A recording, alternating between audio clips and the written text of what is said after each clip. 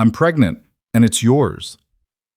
5 words that shattered everything Nathan Hayes thought he knew about his carefully reconstructed life. His boss. His CEO.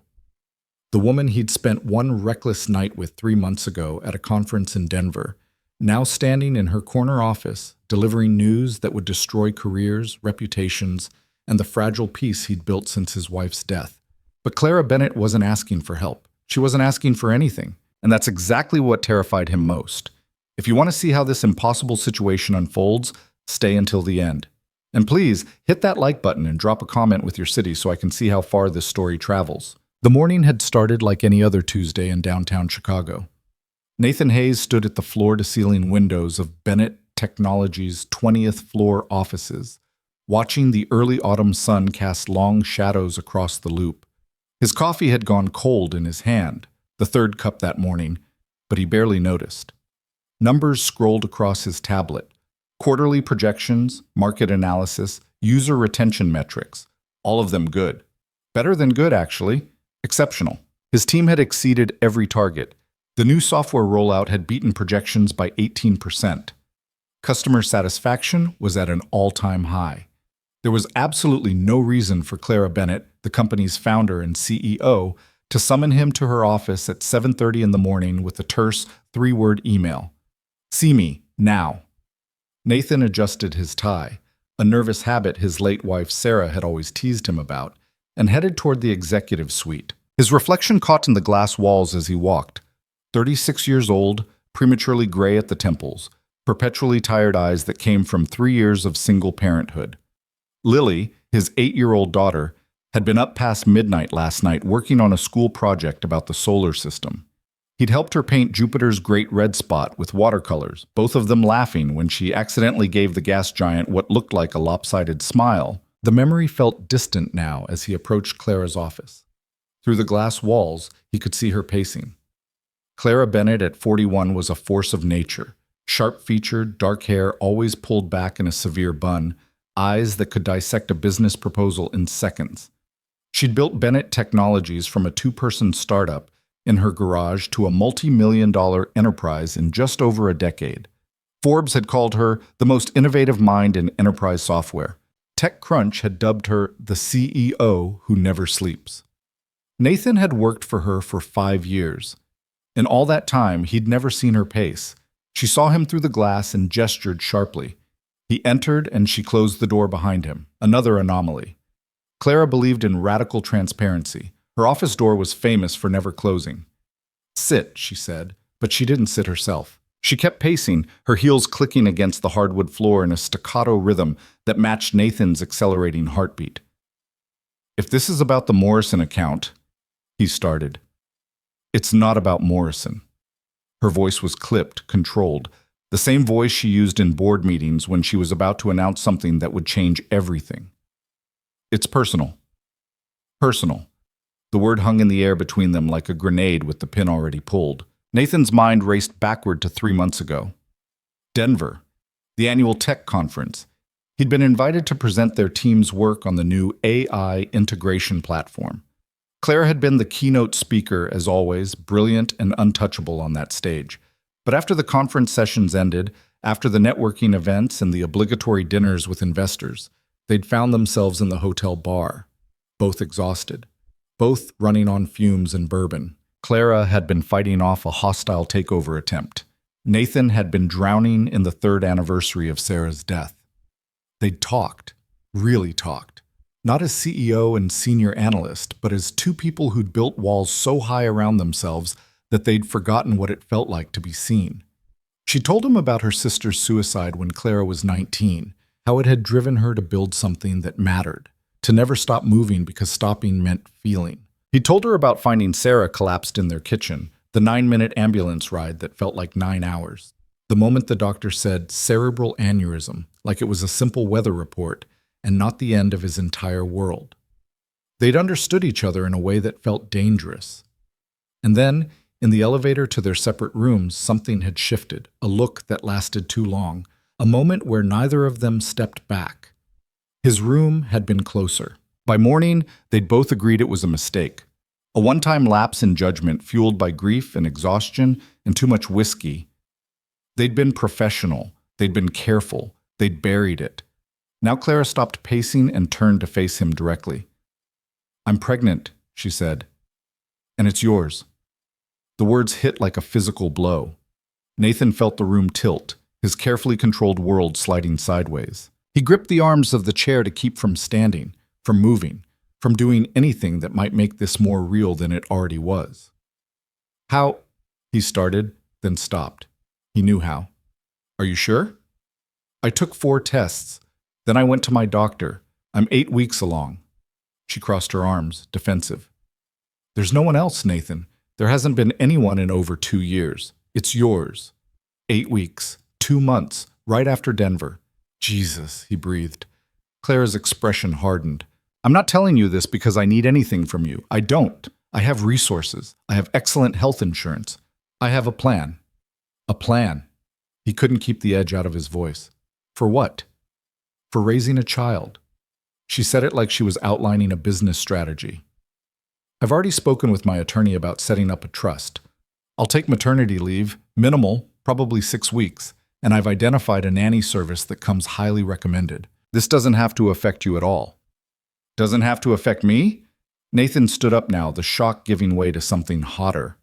"Clara, we're talking about a child, a human being, my child." "Our child," she corrected, but the words seemed to catch in her throat. "Look, I understand if you want to be involved financially." "Financially?" He laughed, but it sounded hollow. "You think I'm concerned about money?" "Most men would be." "I'm not most men." He took a breath, trying to steady himself. "What do you want, Clara? Really want?" For the first time since he'd entered the office, her armor cracked, just slightly, just enough for him to see the fear underneath. "I want to not be terrified," she admitted quietly. "I want to not feel like my entire life just got derailed by one night of being human instead of careful." She turned away from him, staring out at the Chicago skyline. "I built this company from nothing. I sacrificed everything, relationships, stability, any semblance of a normal life. And now I'm 39 years old, pregnant, and completely unprepared for any of this." Nathan thought of Lily, of the moment the nurse had placed her in his arms for the first time, this tiny, wrinkled creature who depended on him for everything. He thought of Sarah, who had been ready for motherhood in a way he'd never been ready for fatherhood. She'd read all the books, taken all the classes, decorated the nursery with careful precision, and then she'd missed all of it. Missed Lily's first words, first steps, first day of school. Missed the way their daughter made up songs in the bathtub and collected rocks she thought looked like animals, and asked questions about the universe that he couldn't begin to answer. He'd promised himself after Sarah died that he would never let Lily feel incomplete, that he would be enough for both parents.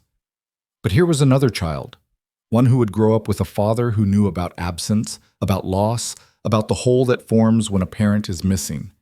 "I'm in," he said. Clara turned, startled. "What?"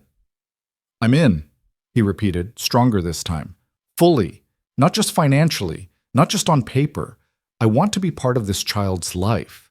"Nathan, I buried my wife when Lily was 5, he said, and his voice didn't shake even though everything inside him was shaking.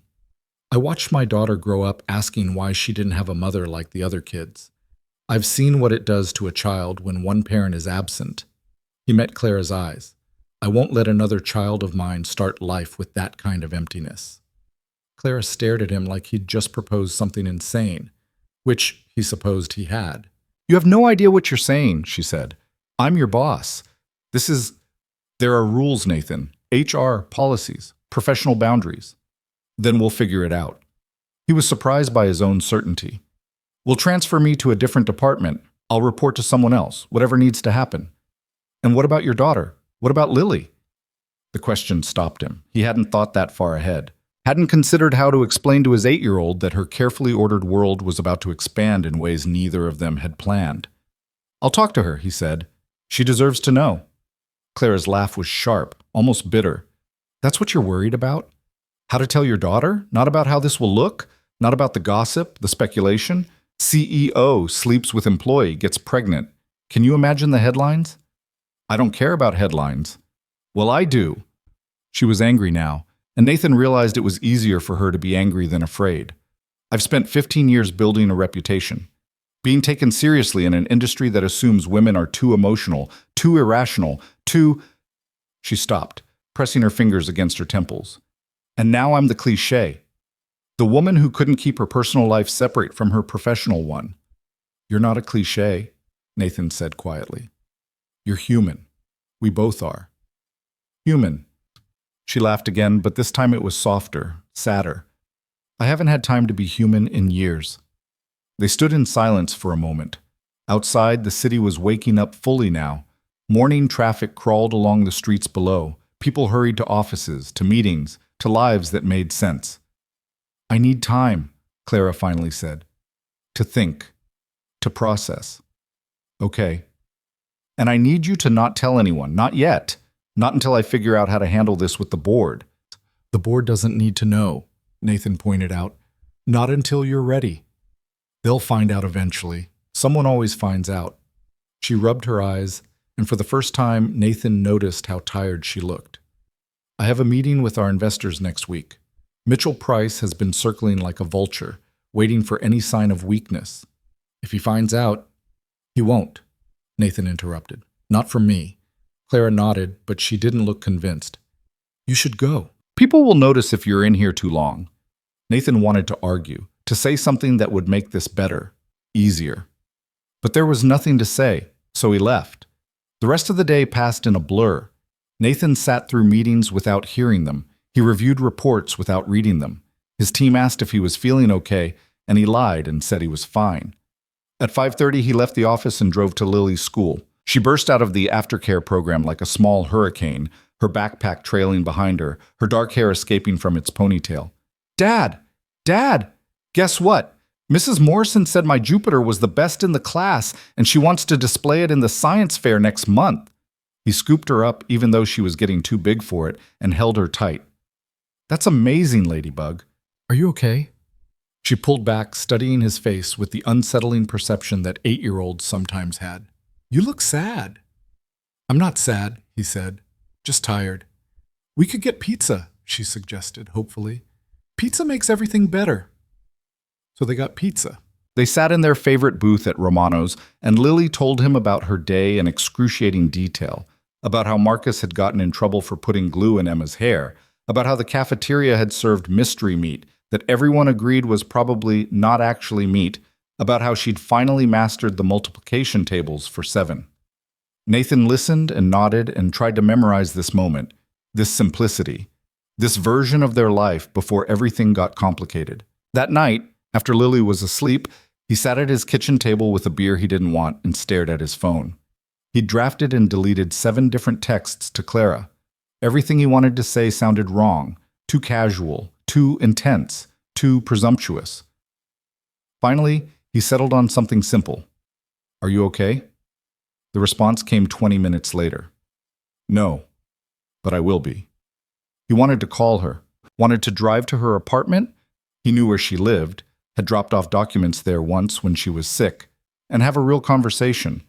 But he understood the need for space, for time to process the impossible.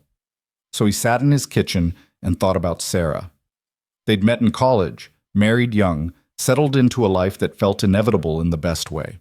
She'd been a graphic designer working from home so she could be there when Lily got off the bus. She'd been good at making ordinary moments feel special, pancakes shaped like animals, impromptu dance parties in the living room, bedtime stories told with voices for every character. When she died, Nathan had been certain he'd never feel that kind of connection again. That Sarah had been his one shot at love, at partnership, at building something real with another person. He'd made peace with that, or thought he had. Clara wasn't Sarah. She was sharp where Sarah had been soft, guarded where Sarah had been open. She led a multi-million-dollar company, while Sarah had been happy working on small freelance projects. They were nothing alike. But that moment in the hotel bar in Denver, when Clara had let her defenses down and he'd seen the grief she carried, he'd felt something shift. Not love, not yet, but recognition. The understanding that comes when two people who've survived disasters find each other in the wreckage. His phone buzzed again. Clara. Thank you for not making this harder than it already is. Nathan, we're going to figure this out. Clara, you're very optimistic for someone whose life just imploded. Nathan, my life already imploded 3 years ago. I'm familiar with the reconstruction process. There was a long pause, then, Clara, I have a doctor's appointment next week. Wednesday at 2 p.m. If you want to come. Nathan stared at the message. This was real. This was happening. In less than 8 months, he would have another child. Lily would have a sibling. Clara would have to navigate motherhood while running a company. Everything was about to change. Nathan, I'll be there. The week that followed was surreal. Nathan went to work, attended meetings, managed his team, all while carrying this enormous secret that felt like it was written across his forehead in neon letters. But no one seemed to notice. Clara maintained her usual professional distance, barely making eye contact during the one company-wide meeting they both attended. Only once did they intersect, in the break room on Thursday afternoon. Nathan was refilling his coffee when Clara walked in, looking pale and exhausted. Morning sickness? He asked quietly, glancing to make sure they were alone. All-day sickness, she corrected, reaching for a box of crackers. Apparently morning is a misnomer. Lily's mother had the same thing. Ginger helped, and those acupressure wristbands. Clara looked at him skeptically. Acupressure wristbands. I know how it sounds, but they worked for Sarah. He hesitated. I could pick some up for you. I can buy my own wristbands, Nathan. I know you can. He stopped, frustrated with himself. I'm trying to help. Her expression softened slightly. I know, and I appreciate it, but it's a lot to adjust to for both of us. Before he could respond, the door opened and Jennifer from accounting walked in, chattering about some issue with expense reports. Clara grabbed her crackers and left without another word. Wednesday came faster than Nathan expected. He told his team he had a dentist appointment and left the office at 1:30. The medical building was in Lincoln Park, far enough from Bennett Technologies that they were unlikely to run into anyone from work. Clara was already there, sitting in the waiting room, staring at a magazine without reading it. She looked up when he entered, and something flickered across her face. Relief, maybe, or just resignation. You came, she said. I said I would. They sat in uncomfortable silence until a nurse called Clara's name. She stood, then looked at Nathan uncertainly. Do you want me to come in? He asked. Yes, I think I do. The exam room was small and clinical, smelling of antiseptic and something floral that didn't quite mask it. Clara changed into a gown while Nathan waited outside, then called him back in. She looked vulnerable in the paper gown, her usual armor of designer suit stripped away. Doctor. Patricia Okonkwo was warm and efficient, shaking both their hands before explaining what would happen during the ultrasound. First pregnancy? She asked Clara. Yes. And you're the father? She turned to Nathan. Yes, he said, and hearing himself say it out loud made it more real than anything else had so far. Dr. Okonkwo smiled. Well, let's take a look at your baby. She squeezed gel onto Clara's abdomen. Clara flinched at the cold, and then pressed the ultrasound wand against her skin. The monitor flickered to life with shapes that meant nothing to Nathan at first, gray and black, shifting shadows. Then Dr. Okonkwo pointed. There. And suddenly Nathan could see it, a small, flickering shape, a tiny figure curled in on itself. That's the head, Dr. Okonkwo said, moving the wand slightly. Arms here, legs here, and that, she pointed to a rapid pulsing, that's the heartbeat. The sound filled the room, fast, strong, insistent. Whoosh, whoosh, whoosh, whoosh. Nathan felt something crack open in his chest. This was his child, his daughter or son, a person who didn't exist 2 months ago and now had a heartbeat, had limbs, was growing inside Clara with or without permission, with or without planning. He looked at Clara and saw tears streaming down her face. Is everything okay? She asked, her voice breaking. Is the baby okay? Everything looks perfect, Dr. Okonkwo assured her. Good size for 8 weeks, strong heartbeat. You're measuring right on track. She handed Clara a tissue. These are happy tears, I hope? Clara laughed through her crying. I don't know what these are. I wasn't expecting to feel this way. Nathan understood. He'd felt the same way when Lily was born. This overwhelming surge of love and terror for a person he'd never met, but would die to protect. Dr. Okonkwo printed out ultrasound photos, those grainy black and white images that all looked the same to outsiders, but meant everything to the parents. She went over nutrition guidelines, prenatal vitamins, what to expect in the coming weeks. Nathan took notes on his phone, questions already forming. Clara looked overwhelmed, nodding, but clearly not retaining half of what was being said. When they left the clinic, they stood awkwardly in the parking lot. Clara clutched the ultrasound photos like they might blow away. That was, she started, then stopped. Yeah, Nathan agreed. I thought it wouldn't feel real until later, until I was showing or could feel movement or... She looked down at the photos. But hearing the heartbeat changes everything, Nathan finished. Clara met his eyes. I'm still terrified. Me too. But maybe, she hesitated, maybe we can be terrified together. It wasn't a declaration of love or partnership. It wasn't a plan or a promise, but it was something. Yeah, Nathan said. We can do that. They separated then. Clara to her Tesla, Nathan to his sensible Honda. But as he drove home, the ultrasound photo on his passenger seat, Nathan felt something he hadn't felt in 3 years. Hope. That night, he sat Lily down after dinner. Ladybug, I need to talk to you about something important. She looked up from her homework, immediately alert to his serious tone. Am I in trouble? No, nothing like that. He took a breath. Do you remember how sometimes people's families look different? How your friend Maya has 2 moms and Jordan lives with his grandparents? Yeah. Well, our family might be growing in a different way than usual. He was making a mess of this. There's a woman I work with. Her name is Clara, and she's going to have a baby. And that baby is going to be your brother or sister. Lily's eyes went wide. You're having a baby? Clara and I are having a baby, yes. Are you marrying her? No, it's complicated, Lily. Clara and I aren't together like that, but we're both going to be parents to this baby. Lily processed this with the seriousness of a much older person. So I'll have a little brother or sister? Yes. When? In about 7 months. Is Clara nice? The question surprised him. Yes, she is. Is she scared?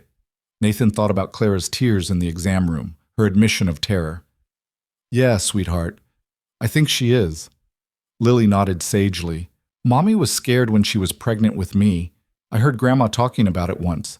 She said Mommy cried a lot because she was worried she wouldn't be a good mom. Nathan's throat tightened. He hadn't known that. Sarah had always seemed so confident about motherhood. Being scared is normal, he said. It means you care. Can I meet Clara? Soon. When things are a bit more settled. Okay. Lily returned to her homework, then looked up again. Dad? Yeah? I think I'll be a good big sister. Nathan pulled her into a hug. Ladybug, I think you'll be the best big sister in the universe. That night he texted Clara. Told Lily. She took it better than I expected. She wants to meet you sometime. Clara's response came an hour later. That's terrifying and sweet in equal measure. Nathan. Welcome to parenthood. The next 2 weeks passed in a strange limbo. Clara was dealing with the board's pressure about the Morrison acquisition. Nathan was managing a product launch. They texted sporadically, Clara asking questions about pediatricians, Nathan sending links to parenting books that had helped him with Lily. But they didn't see each other outside of work, didn't have another real conversation, until everything exploded. It was a Friday afternoon when Clara's assistant knocked on Nathan's office door. Ms. Bennett needs to see you immediately. The walk to her office felt like déjà vu, but this time, when he entered, Clara wasn't pacing. She was sitting at her desk, staring at her computer screen with an expression he couldn't read. Close the door, she said. He did. Mitchell Price called an emergency board meeting for Monday, she said flatly. He's pushing for a vote of no confidence. Mitchell Price was Bennett Technologies' largest external investor and Clara's most vocal critic. He'd been arguing for months that the company needed fresh leadership and new direction. On what grounds? Nathan asked. The Morrison acquisition fell through. He's arguing that I'm too emotionally invested in legacy systems, that I'm not aggressive enough in pursuing growth opportunities. She finally looked up at him. He's not wrong. I've been distracted. You've been dealing with morning sickness and hormones and I can't tell the board that, Clara stood abruptly. I can't tell them I'm pregnant because the moment I do, I become the story, not the company, not our achievements, just the pregnant CEO who couldn't keep her personal life in order. Nathan wanted to argue, but he'd seen enough corporate politics to know she was right. What are you going to do? Fight, her jaw set. I built this company. I'm not letting Mitchell Price take it from me because he thinks a 40-year-old woman is past her prime. You're 39, Nathan pointed out. For 2 more weeks. She sat back down, suddenly looking exhausted. I'm sorry. I didn't call you here to vent about board politics. I called because… She hesitated. I think we need to tell HR about us, about the baby, before someone else figures it out. Okay. And you'll need to transfer departments. Report to someone else. I've already spoken with Janet in operations. She's willing to take you on. Whatever you need. Clara studied him. Why are you being so accommodating about all this? Because you're right, he said simply. We need to do this properly, transparently. Most men would be angry, would feel like their career was being sacrificed. I'm not most men. He'd said that before, and it was still true. And besides, my career isn't what matters here. The baby matters. You matter. Clara's eyes got bright, but she blinked the tears away. Stop being so reasonable. It's very annoying, Nathan smiled. Noted. They told HR the following Monday, sitting across from Janet Chen, the head of human resources, in her office. Janet listened without judgment, taking notes, asking practical questions about timelines and reporting structures. We'll need to make the transfer official within the week, she said, and we should prepare a statement in case there are questions from other employees. What kind of statement? Clara asked. Something brief, professional, acknowledging the personal relationship but emphasizing that appropriate measures have been taken to avoid any conflict of interest. Janet looked between them. You should know that this isn't unprecedented. We've had office relationships before. We'll handle it discreetly. When they left Janet's office, Clara exhaled for what seemed like the first time in an hour. That was less awful than expected, she admitted. You were expecting awful? I was expecting judgment, disappointment, the usual responses to women who make inappropriate choices. Having a baby isn't inappropriate, Nathan said. Having a baby with an employee is. Had, Nathan corrected. Past tense. By the end of this week, I won't be your employee anymore. Clara smiled slightly. Semantics. But as Nathan returned to his desk to start the transfer process, he couldn't shake the feeling that they were building something fragile, a structure made of good intentions and practical compromises, but without any real foundation. They were going to be parents together, but what did that actually mean? He was about to find out. Nathan's transfer to operations became official on a gray Wednesday morning that threatened rain. He packed his desk in strategic analysis, the awards, the framed photo of Lily, the coffee mug she'd made him in art class with "World's Best Dad" painted in crooked letters, and carried everything down 2 floors to his new workspace. The view was worse. The office was smaller, but none of that mattered. What mattered was the text that came through at 10:15 that same morning. Clara, spotting. Doctor says it might be nothing but wants to see me today. Appointment at 3. Nathan's hands went cold. He remembered Sarah's pregnancy with Lily, remembered every cramp and twinge sending them into panic mode, until the doctor assured them it was normal. But he also remembered the stories, the friends who'd lost pregnancies, the statistics about first trimester miscarriages that nobody talked about until it happened to them. Nathan, I'm coming with you. Clara, you don't have to. Nathan, I'm coming. He told Janet he had a family emergency and left at 2:30. The medical building felt different this time, more ominous, less hopeful. Clara was already in the waiting room, her face pale, her hands clasped so tightly in her lap that her knuckles were white. How much? Nathan asked quietly, sitting beside her. Not a lot, but enough to notice. She wouldn't look at him. The internet says it could be normal, or it could mean, don't, he interrupted. Don't go there yet. They sat in silence until Dr. Okonkwo called them back. The ultrasound machine hummed to life again, and Nathan found himself holding his breath as the wand pressed against Clara's abdomen. For a moment there was nothing but gray static. Then, there, the flickering, the heartbeat. Whoosh, whoosh, whoosh, whoosh. Still strong. Still fighting. "Baby looks good," Dr. Okonkwo said, and Clara made a sound that was half laugh, half sob. "The spotting is likely from implantation. Nothing to worry about at this stage, but I want you to take it easy for the next few days. No stress, no heavy lifting, and call me immediately if the bleeding increases." "Take it easy," Claire repeated numbly as they left the clinic. "I have the board meeting from hell on Monday, and Mitchell Price trying to stage a coup. How exactly am I supposed to take it easy?" "You could delegate," Nathan suggested. She gave him a look that would have withered a lesser man. "I didn't build this company by delegating the hard parts." "Clara." "I'm not Sarah," she said sharply, and Nathan felt the words like a slap. "I know you're used to taking care of fragile women, but I'm not fragile. I'm fine." "I never said you were fragile." "You didn't have to." She unlocked her car with shaking hands. "I can see it in how you look at me, like I'm going to break." "That's not—" Nathan stopped, frustrated. "I'm worried about you and the baby. That's not the same as thinking you're fragile." Clara leaned against her car, and suddenly all the fight went out of her. "I'm sorry, that was unfair." "Yeah, it was. I'm terrified that if I slow down, if I show any weakness, Mitchell will use it against me, and I can't let that happen." She finally met his eyes. "This company is everything I've built. It's my legacy. I can't lose it." "You won't," Nathan said with more confidence than he felt. "You don't know that." "No," he admitted. "But I know you, and I know you don't lose fights." Something shifted in Clara's expression. Not quite a smile, but close. "My mother used to say I came out of the womb arguing," she said quietly. "The nurses told her I screamed louder than any baby they'd ever heard." "I believe it." This time she did smile, just a little. "Go home to your daughter, Nathan. I'll be fine." But she didn't look fine as she drove away.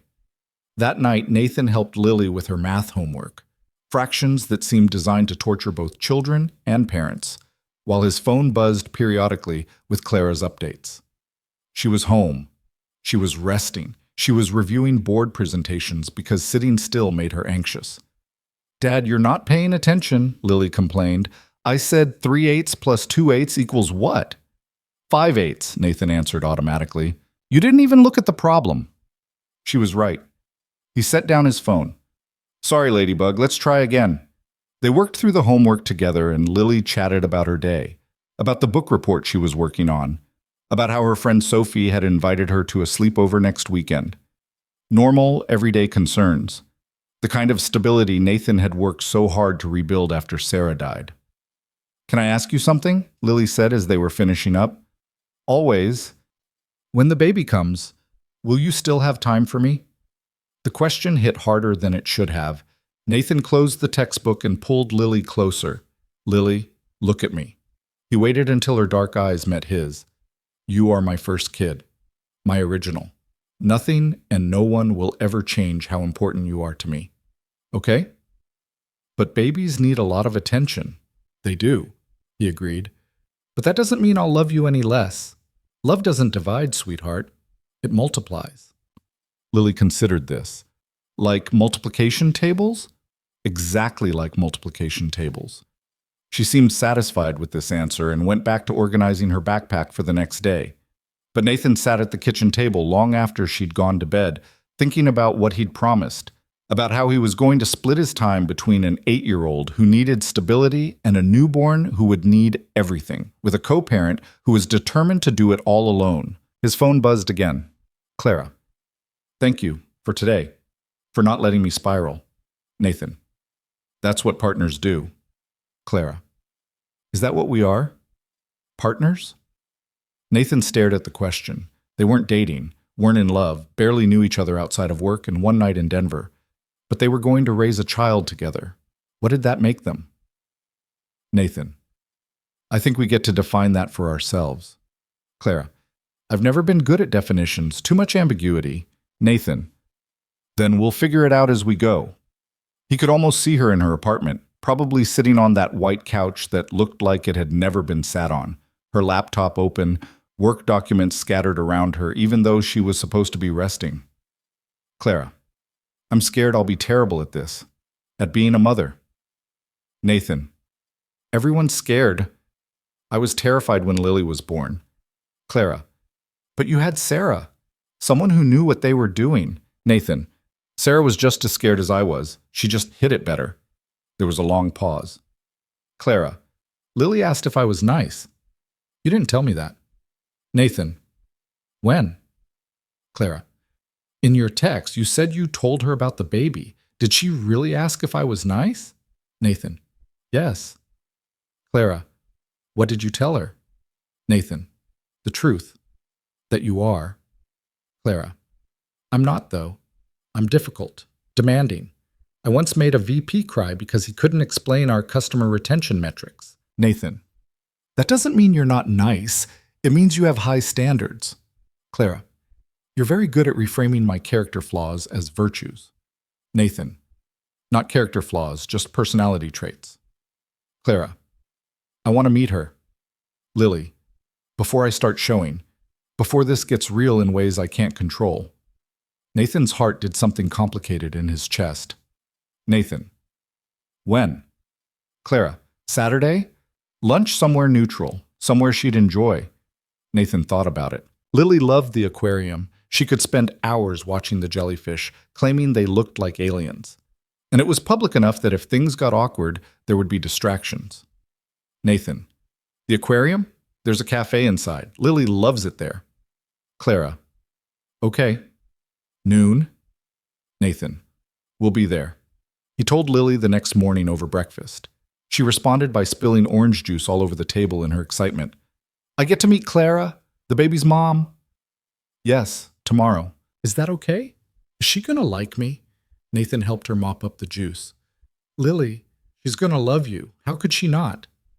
Some people don't like kids. Claire's going to have a kid in 7 months. I think she's adjusting to the idea. Lily was quiet for a moment, then asked, Does she know about Mom? The question was careful, measured. Lily rarely talked about Sarah directly, but Nathan knew she thought about her constantly. The mother she barely remembered, but whose absence shaped everything. She knows, Nathan said gently, and she's not trying to replace your mom, sweetheart. Nobody could do that. I know. Lily pushed her cereal around her bowl. I just want her to like me. She will, Nathan promised. Trust me. Saturday arrived cold and bright. Nathan and Lily got to the aquarium 15 minutes early, and Lily insisted on visiting the jellyfish tanks while they waited. She pressed her face against the glass, watching the translucent creatures pulse and drift. They're so calm, she said, like they don't worry about anything. They're also 95% water with no brain, Nathan pointed out. Still, must be nice. Nathan's phone buzzed. Clara was here.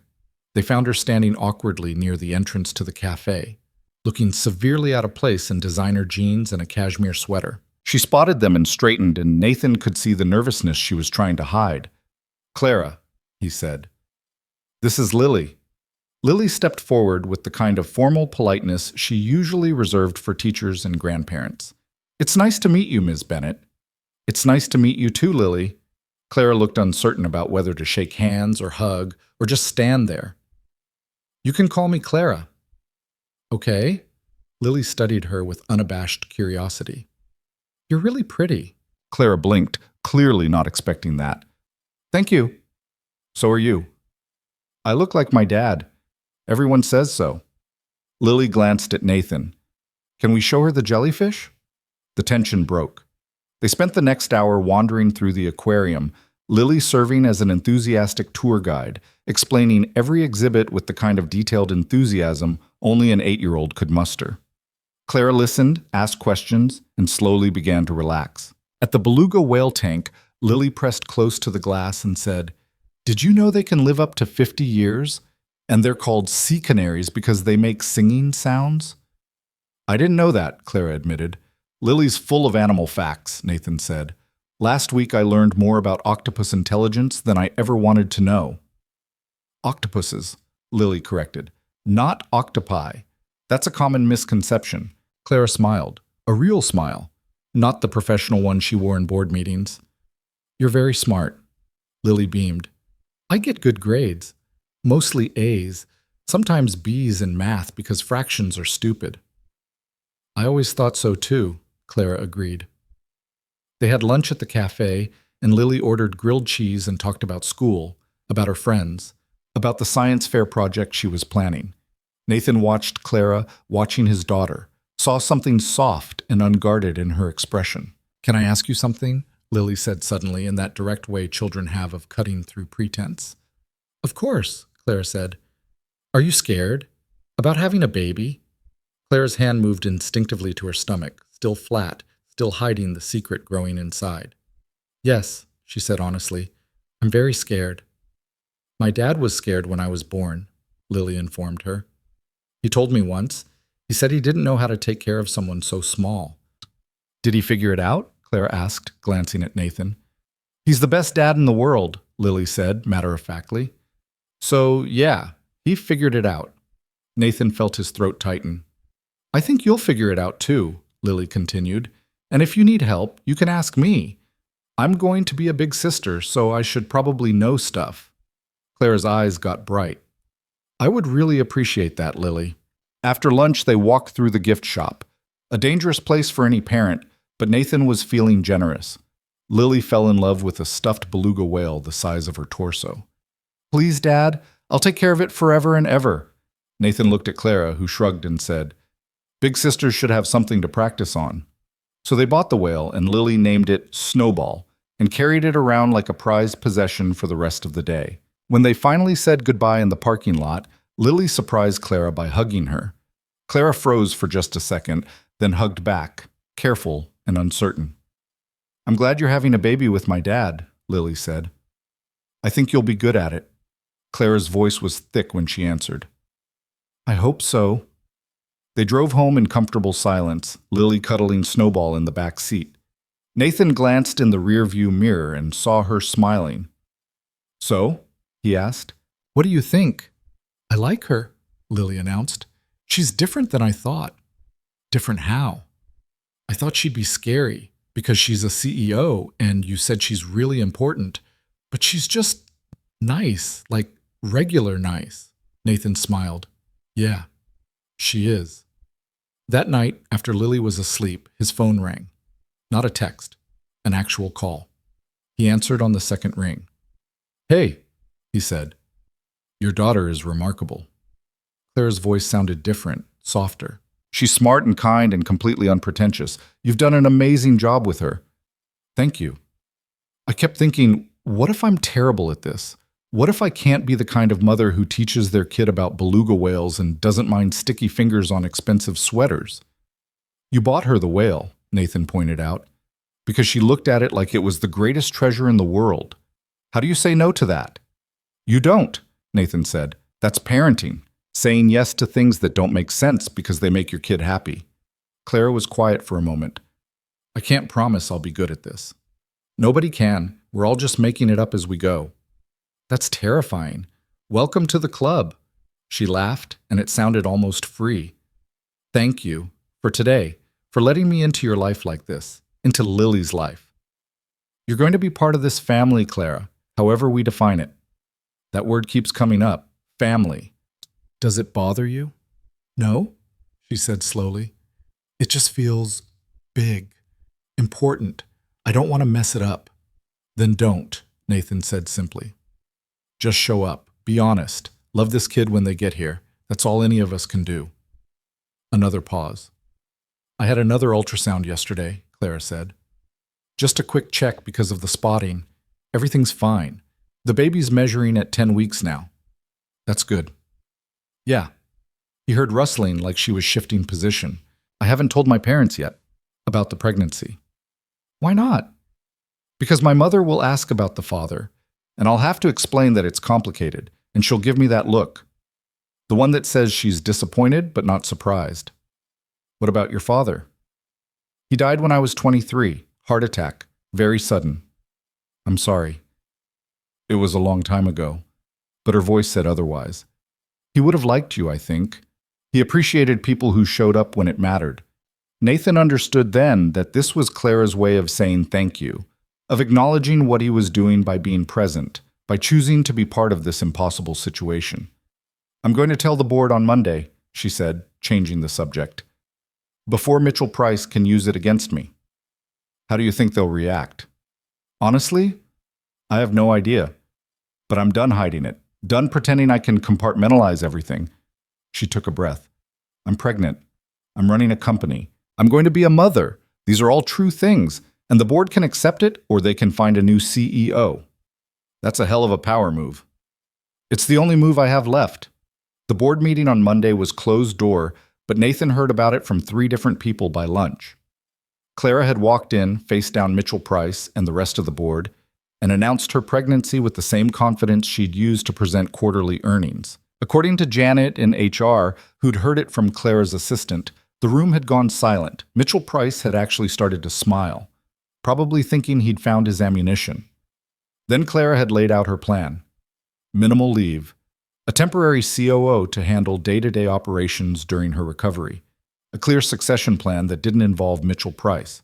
And if anyone has concerns about my ability to lead this company while pregnant, she'd reportedly said, I invite them to review our metrics over the past decade and tell me when exactly my reproductive status has affected our success. The vote of no confidence had failed. 7-3. Nathan got the text at 2:15, still CEO. Price is furious. I think I might throw up from relief. Nathan. Or from morning sickness. Clara. Probably both. That evening, she called him again. I need to tell you something, she said without preamble. About my sister. Nathan waited. Hannah was 7 years younger than me. She struggled with depression her whole life. When I was 19 and she was 12, she tried to kill herself for the first time. Clara's voice was steady but strained. My parents sent her to treatment. She got better for a while, then worse, then better. It was a cycle. Clara, let me finish. She took a breath. When I was building Bennett Technologies, when I was working 100-hour weeks and living on coffee and ambition, Hannah called me, said she was having a bad day, asked if I could come over. Another breath. I said I was busy. I had a pitch meeting with investors the next morning. I told her I'd come by on the weekend. Nathan knew where this was going. She killed herself that night, Clara said flatly. Pills. They found her the next morning. I'm so sorry. I killed my company launch, walked away from the investors, spent 6 months in therapy trying to understand how I'd chosen work over my sister's life. Her voice cracked slightly. And then I went back. Built the company anyway. Threw myself into it even harder because if I stopped moving, I'd have to feel it. Clara, I'm telling you this because you need to understand I don't know how to balance things. I don't know how to choose people over work. Every time I try, someone gets hurt. She was crying now, and I'm terrified I'm going to do the same thing to this baby, that I'll be in a meeting when they need me, that I'll prioritize the company over being a mother. Nathan didn't have easy answers, didn't have platitudes that would make this better. Your sister's death wasn't your fault, he said quietly. Depression is a disease. One phone call wouldn't have changed that. You don't know that. No, he admitted. But I know you, and I know you're already worried about being a good mother, which means you're going to try. That's more than a lot of people do. She was quiet for a long moment. I want to do this right, she finally said. With you, with the baby. I don't want to mess it up. Then we'll figure it out together, Nathan promised. One day at a time. One day at a time, she repeated. I can do that. They talked for another hour about nothing important and everything important. About childhood memories and fears and the strange new reality they were building together. When they finally hung up, Nathan felt like he understood Clara in a way he hadn't before. She wasn't guarded because she was cold. She was guarded because she'd loved and lost and was terrified to love again. He understood that better than anyone. The weeks blurred together after that. Clara hit her second trimester and the morning sickness eased. She started showing just slightly, enough that she had to buy new work clothes. Nathan transferred fully into operations and discovered he actually liked the change of pace. They fell into a routine. Doctor's appointments every 2 weeks. Dinner once a week, sometimes just the two of them, sometimes with Lily. Text messages throughout the day about everything and nothing. At 16 weeks, they found out they were having a girl. Clara cried. Nathan cried. Even Lily cried, though she claimed it was because she was happy to have a sister instead of a gross brother. "What should we name her?" Clara asked that night, the ultrasound photo spread on the table between them. "I don't know," Nathan admitted. "Sarah picked Lily's name. I was terrible at it." "I've always liked Grace," Clara said quietly. "It was my grandmother's name. She raised me after my father died." "Grace." Nathan tried it out. "Grace Hayes Bennett?" "Or Bennett Hayes," Clara suggested. "We could flip a coin." They smiled at each other, and something shifted. Not love. Not yet. But something warm and real and worth protecting. Then everything fell apart. It happened on a Thursday. Claire had been feeling off all day. Cramping, lower back pain. She'd mentioned it to Nathan during their lunch check-in, and he told her to call the doctor. She'd waved him off. "It's probably just the baby growing. Everything I read says second trimester cramps are normal." But at 4 in the afternoon, her assistant called Nathan's desk. "Ms. Bennett collapsed," she said, panicked. "We've called an ambulance. They're taking her to Northwestern." Nathan ran. He didn't tell anyone where he was going. Didn't grab his jacket or his phone charger or anything. Just ran to his car and drove to the hospital with his heart in his throat and Sarah's last moments playing on repeat in his mind. Not again. Please, not again. He found Clara in the emergency room, looking small and pale in the hospital bed. "What happened?" he demanded. "Bleeding," she said, and her voice shook. "A lot of it. They did an ultrasound and—" She stopped, pressing her hand against her mouth. "And?" "The baby's heartbeat is strong, but there's something wrong with the placenta. Placental abruption, they called it. If it gets worse—" She couldn't finish. A doctor came in then. Dr. Okonkwo, who must have rushed over from her practice. She explained in calm, measured tones that Clara was being admitted, that they needed to monitor both her and the baby closely, that if the bleeding didn't stop, they might need to deliver early. "How early?" Nathan asked. "She's 16 weeks, Dr. Okonkwo said gently. "That's too early for viability, so we wait. We hope. And we keep her on strict bed rest to give the baby the best chance." Bed rest. For a woman who'd never sat still in her life. Nathan stayed with Clara through the admission process, through the transfer to a private room, through the hours of waiting while nurses checked vitals and ran tests. He called Lily's school and arranged for her to stay with his neighbor overnight. He called Janet and told her Clara would be out indefinitely. And he sat by Clara's bedside and held her hand while she stared at the ceiling and tried not to fall apart. "This is my fault," she whispered. "I should have slowed down. Should have listened when you said—" "Stop," Nathan interrupted. "This isn't your fault. These things happen. The doctor said so." "But what if I lose her?" Clara's voice broke. "What if I lose Grace because I was too stubborn to rest?" "You're not going to lose her." Nathan squeezed her hand. "You're going to lie in this bed and be bored out of your mind and let the doctors take care of you. And our daughter is going to be fine." Our daughter. He'd said it without thinking, but once the words were out, they felt right. Clara turned to look at him, tears streaming down her face. "I'm so scared." "I know," he said. "Me too." He stayed until visiting hours ended. Then he drove home, picked up Lily from the neighbors, and explained as gently as he could that Clara was in the hospital, but was going to be okay. "Can we visit her?" Lily asked. "Soon," Nathan promised. "When she's feeling better." That night he lay awake thinking about loss, about how you could plan everything perfectly and still have life shatter around you, about how loving someone, really loving them, meant accepting that you might lose them. He'd lost Sarah. He'd survived it, barely. But the thought of losing Clara, losing Grace, that felt unbearable in a different way. Because this time, he had a choice. He could walk away now, protect himself from the possibility of more pain, or he could stay, could show up at that hospital every day, could fight for this fragile, impossible family they were building. His phone buzzed. "Clara, thank you for being there today. I don't know what I would have done without you. Nathan. I'm not going anywhere, Clara. You should. This is going to be hard, weeks of bed rest, maybe months. I won't blame you if you want out. Nathan stared at the message for a long moment. Then he called her, despite the late hour. I'm not Sarah, he said when she answered. I didn't get a choice about losing her, but I have a choice about this. About you and Grace. Clara was silent. And I choose to stay, Nathan continued, through the bed rest and the fear and whatever else comes. I choose this. Why? Her voice was small. Because that's what you do for people you... He stopped, the word catching in his throat. Not love. Not yet. But something close. For people who matter. Clara made a sound that might have been a laugh or a sob. You're either incredibly brave or incredibly stupid. Probably both. I choose this too, she said quietly. For what it's worth, I choose you and Lily and this terrifying future we're building. Nathan closed his eyes and let himself feel it. The fear, yes, but also the hope. The possibility that maybe, just maybe, they could make this work.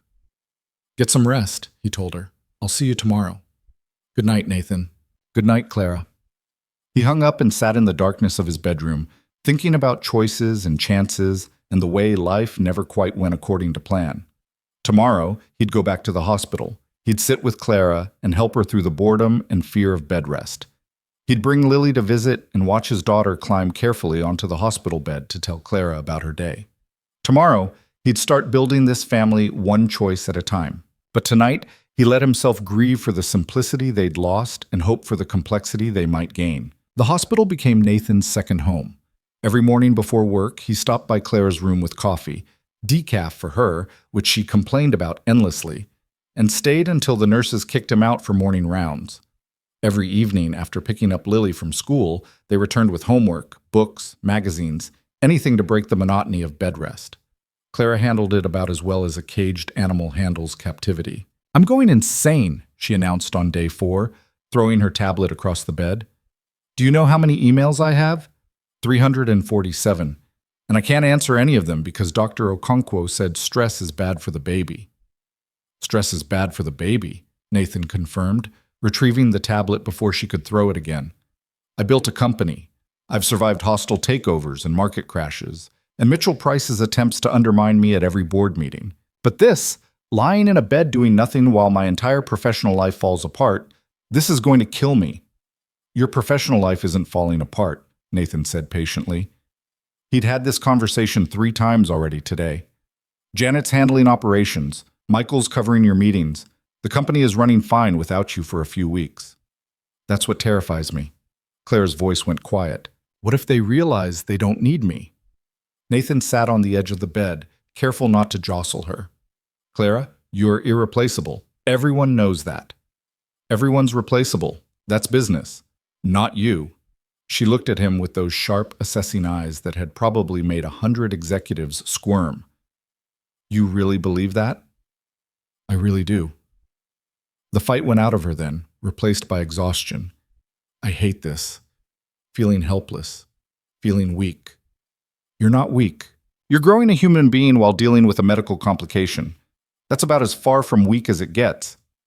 You're annoyingly optimistic, you know that? It's one of my many charms. Clara almost smiled. Almost. Lily arrived then, bursting through the door with her backpack trailing behind her and Snowball the beluga whale tucked under one arm. Clara, guess what?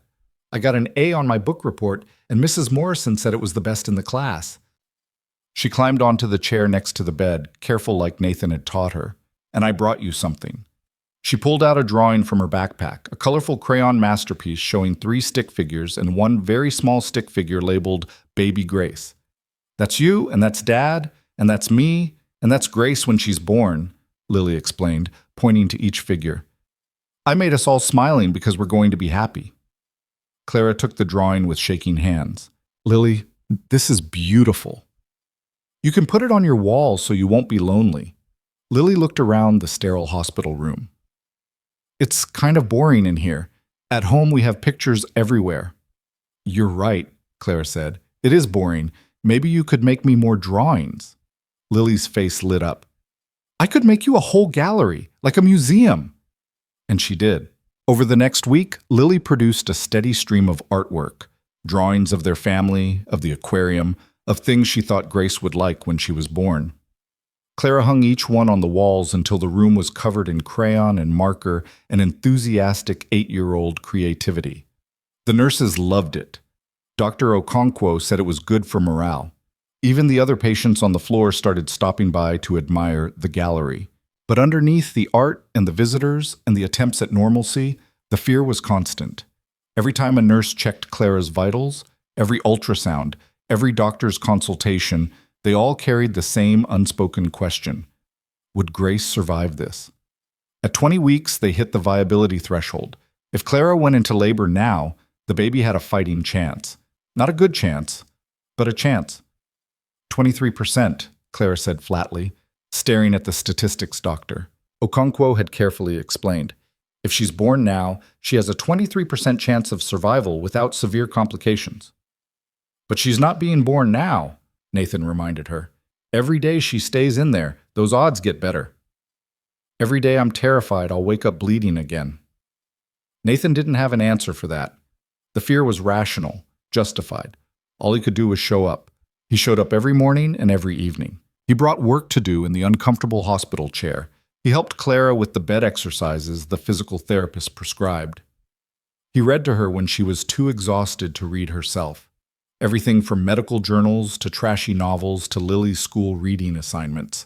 And slowly, carefully, they built something neither of them had expected. It happened in quiet moments. Clara admitting she was scared, Nathan sharing stories about Sarah's pregnancy, the good memories instead of just the grief. Late-night conversations when the hospital was quiet and they were both too wired to sleep. Tell me something I don't know about you, Clara said one night around midnight. She'd been restless, uncomfortable, unable to find a position that didn't make her back ache. Nathan thought about it. I wanted to be a musician when I was younger, jazz piano. Really? Really. I was pretty good too. Got accepted to Berklee College of Music. What happened? Reality happened. My dad sat me down and explained that music was a great hobby, but a terrible career. That I needed something stable, practical. Nathan shrugged. So I majored in business analytics instead. Met Sarah sophomore year, got a good job, made the sensible choices. Do you regret it? Sometimes, he admitted. Mostly I wonder what would have happened if I'd been brave enough to choose the impractical thing. Clara was quiet for a moment. I never had impractical dreams. Even as a kid, I was planning 5 years ahead. My sister used to tease me about it. Said I scheduled fun like it was a business meeting.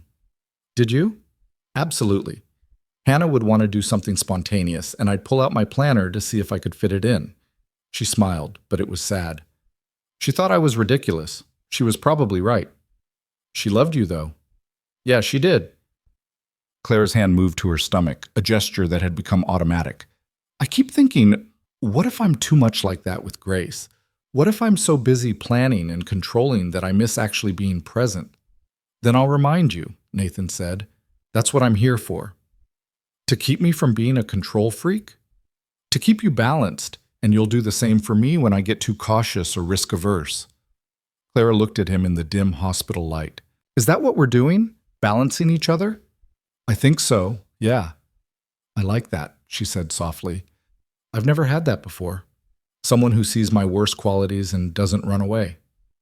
Your worst qualities are also your best qualities, Nathan pointed out. You're determined, focused, driven. Those same traits built a successful company. They're going to make you a fierce mother. Or a terrible one. Or both. Most parents are both. She laughed then, really laughed, and Nathan felt something warm spread through his chest. This woman, difficult and brilliant and scared, was becoming important to him in ways he hadn't planned. At 24 weeks, Clara was allowed to sit up for short periods. At 26 weeks, she could walk to the bathroom without assistance. At 28 weeks, Dr. Okonkwo started talking cautiously about targets and goals. If we can get you to 34 weeks, we'll be in much better shape, she said during a routine check. 37 is ideal, but 34 is survivable with minimal complications. Define minimal, Clara demanded. Possible NICU stay. Breathing support, monitoring. But at 34 weeks, we're looking at 98% survival rate with good outcomes. Clara did the math instantly. 6 more weeks. 6 more weeks of bed rest, Dr. Okonkwo confirmed. Can you do that? Do I have a choice? There's always a choice. But if you want the best outcome for Grace, this is it. So Clara stayed. 6 more weeks turned into a countdown. Nathan brought a calendar and they marked off each day like prisoners tallying time served. Lily made a paper chain with 34 links, one for each week of pregnancy, and they tore off a link each Sunday. The board meetings continued remotely. Clara participated via video conference, which drove her crazy because she couldn't read the room the same way. Mitchell Price made another attempt to undermine her authority, suggesting that her medical situation made her unfit for leadership. Nathan heard about it from Janet, who heard it from Clara's assistant, who'd been in the room when Clara demolished Price's argument so thoroughly that 2 board members actually applauded. What did she say? Nathan asked that evening. Clara smiled grimly. I reminded him that I've been running this company from a hospital bed for 2 months, and our quarterly numbers are still up 18%. Then I suggested that if he felt he could do better, he was welcome to try. And? He shut up. For now. But the fight had cost her. Nathan could see it in the tension around her eyes, the way her hands shook slightly when she thought no one was looking. You don't have to prove anything to them, he said quietly. Yes, I do. Every single day. Because the moment I show weakness, they'll use it against me. You're not weak, Clara. I'm 39 years old, pregnant, and lying in a hospital bed, she interrupted. In their eyes, that makes me vulnerable. And vulnerable means replaceable. Nathan wanted to argue, but he understood. In the corporate world Clara inhabited, perception was everything. Weakness was blood in the water. Then we'll show them strength, he said.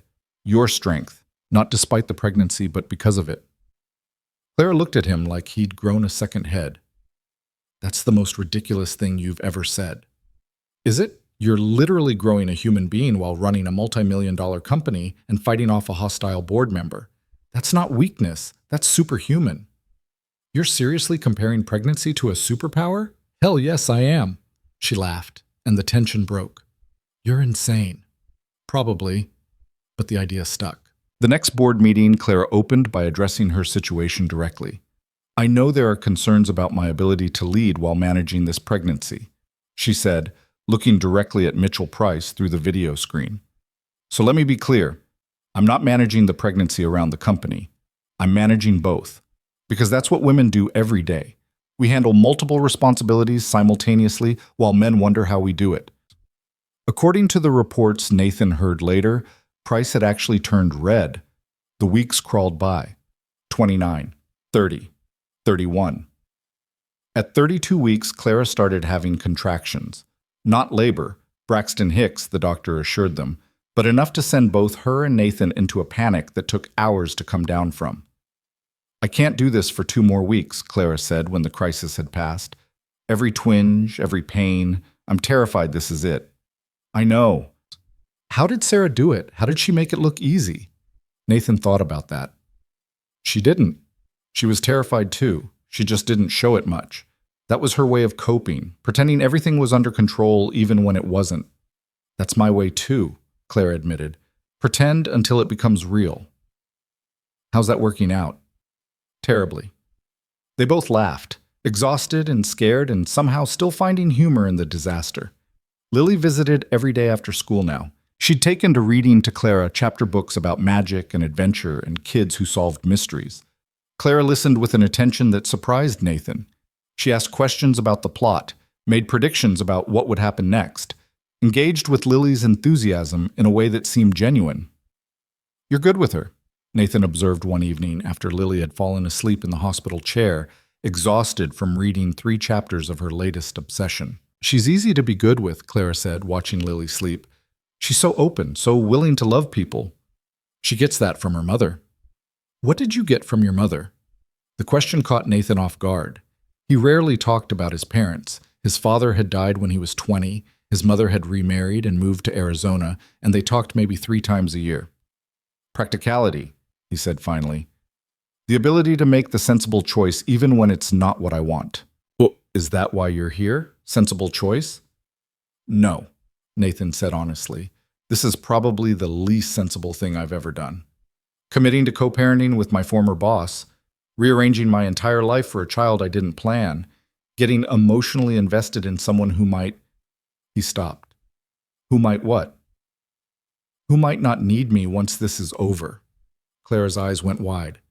You think I don't need you? I think you're incredibly self-sufficient. And once Grace is here, once the crisis is over, you might realize you can do this alone. Nathan, Clara's voice was sharp. Look at me. He did. I can't do this alone, she said. I tried to convince myself I could, that I didn't need help, didn't need you. But these last 2 months, you showing up every single day, bringing Lily, making this sterile room feel less lonely. She stopped, her voice breaking. I need you, both of you. And that terrifies me more than the pregnancy. Nathan moved closer, taking her hand. Why does it terrify you? Because needing people means they can leave, and everyone I've ever needed has left. She was crying now. My father died. Hannah killed herself. Every relationship I've ever had ended because I chose work over people, and now I'm doing something different. I'm choosing you and Lily and Grace, and what if it's not enough? What if I still mess it up? You're not going to mess it up. You don't know that. No, Nathan admitted, but I know you're trying, and that's what matters. He kissed her then. Not planned, not smooth, just a kiss that tasted like tears and fear and hope. Clara kissed him back, her hands fisting in his shirt, and for a moment the hospital room and the fear and the uncertainty all fell away. When they broke apart, both breathing hard, Clara laughed shakily. That was either the best decision or the worst decision we've ever made, she said. Probably both. I'm scared, Nathan, of this, of us, of everything. Me too. But you're staying anyway? I'm staying anyway. Lily stirred in the chair, mumbling something about dragons, and they pulled apart. But something had shifted. They weren't just co-parents anymore. They weren't just friends. They were something more complicated and more real. At 33 weeks, Clara developed high blood pressure. Dr. Okonkwo increased the monitoring, added medication, and started talking about delivery timelines. If it doesn't stabilize, we'll need to induce at 34 weeks, she said. I'd prefer to wait longer, but not at the risk of your health. 1 more week, they were so close.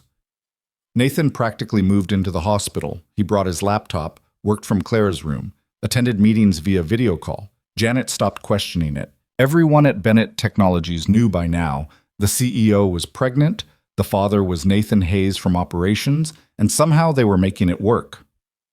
34 weeks arrived on a Tuesday. Clara's blood pressure was stable. Grace was measuring well. Dr. Okonkwo gave them permission to hope. If we can make it to 36 weeks, we're in excellent shape, she said. But I'm not making promises. Never make promises you can't keep, Clara agreed. They made it to 34 weeks and 3 days. Nathan was at work, an unavoidable client meeting, when his phone rang. Clara's assistant. Her voice was controlled panic. Ms. Bennett's water broke. They're prepping her for emergency C-section. You need to get here now. Nathan ran. For the second time in 2 months, he abandoned everything and ran. He made it to the hospital in 15 minutes, probably broke 6 traffic laws, and found Clara already in pre-op, looking small and scared in the surgical gown. You're here, she breathed. I'm here. They said her heart rate dropped. They have to get her out now. Okay, it's going to be okay. You can't promise that. I'm promising anyway. A nurse handed Nathan scrubs, the same kind he'd worn when Lily was born, when Sarah had been alive and whole and ready to be a mother. He pushed the memory away and focused on Clara, on this moment, on not letting fear win. They wheeled her into the OR, all bright lights and beeping machines and controlled urgency. Nathan held her hand while the anesthesiologist administered the epidural. Clara's fingers gripped his so hard he lost feeling in 3 of them. I'm scared, she whispered. What if something's wrong with her? What if... Then we deal with it, Nathan said firmly. Together. The surgery began. Nathan couldn't see much behind the blue surgical drape, but he could see Clara's face, could see the fear and hope warring in her eyes. Dr. Okonkwo worked with calm efficiency, talking through each step. Almost there, baby's crowning, good positioning. Here we go. And then, a sound that Nathan hadn't heard in 8 years but recognized instantly. A cry, high and thin and angry. Grace Amelia Hayes Bennett entered the world at 4:47 p.m., weighing 4 pounds, 3 ounces. Tiny, wrinkled, perfect. "She's beautiful," Dr. Okonkwo said, holding her up for just a second before the NICU team swept in. Nathan caught a glimpse, dark hair, scrunched face, miniature fingers curled into fists, and then she was gone, whisked away to the NICU for assessment and care. Clara was crying. Nathan was crying. Everyone in the OR seemed to be crying except the medical professionals who were busy finishing the surgery and making sure Clara was stable. "Is she okay?" Claire kept asking. "Is Grace okay?" "The NICU team will let us know shortly," Dr. Okonkwo assured her. "But she came out crying, which is a very good sign." They moved Clara to recovery, and Nathan stayed glued to her side.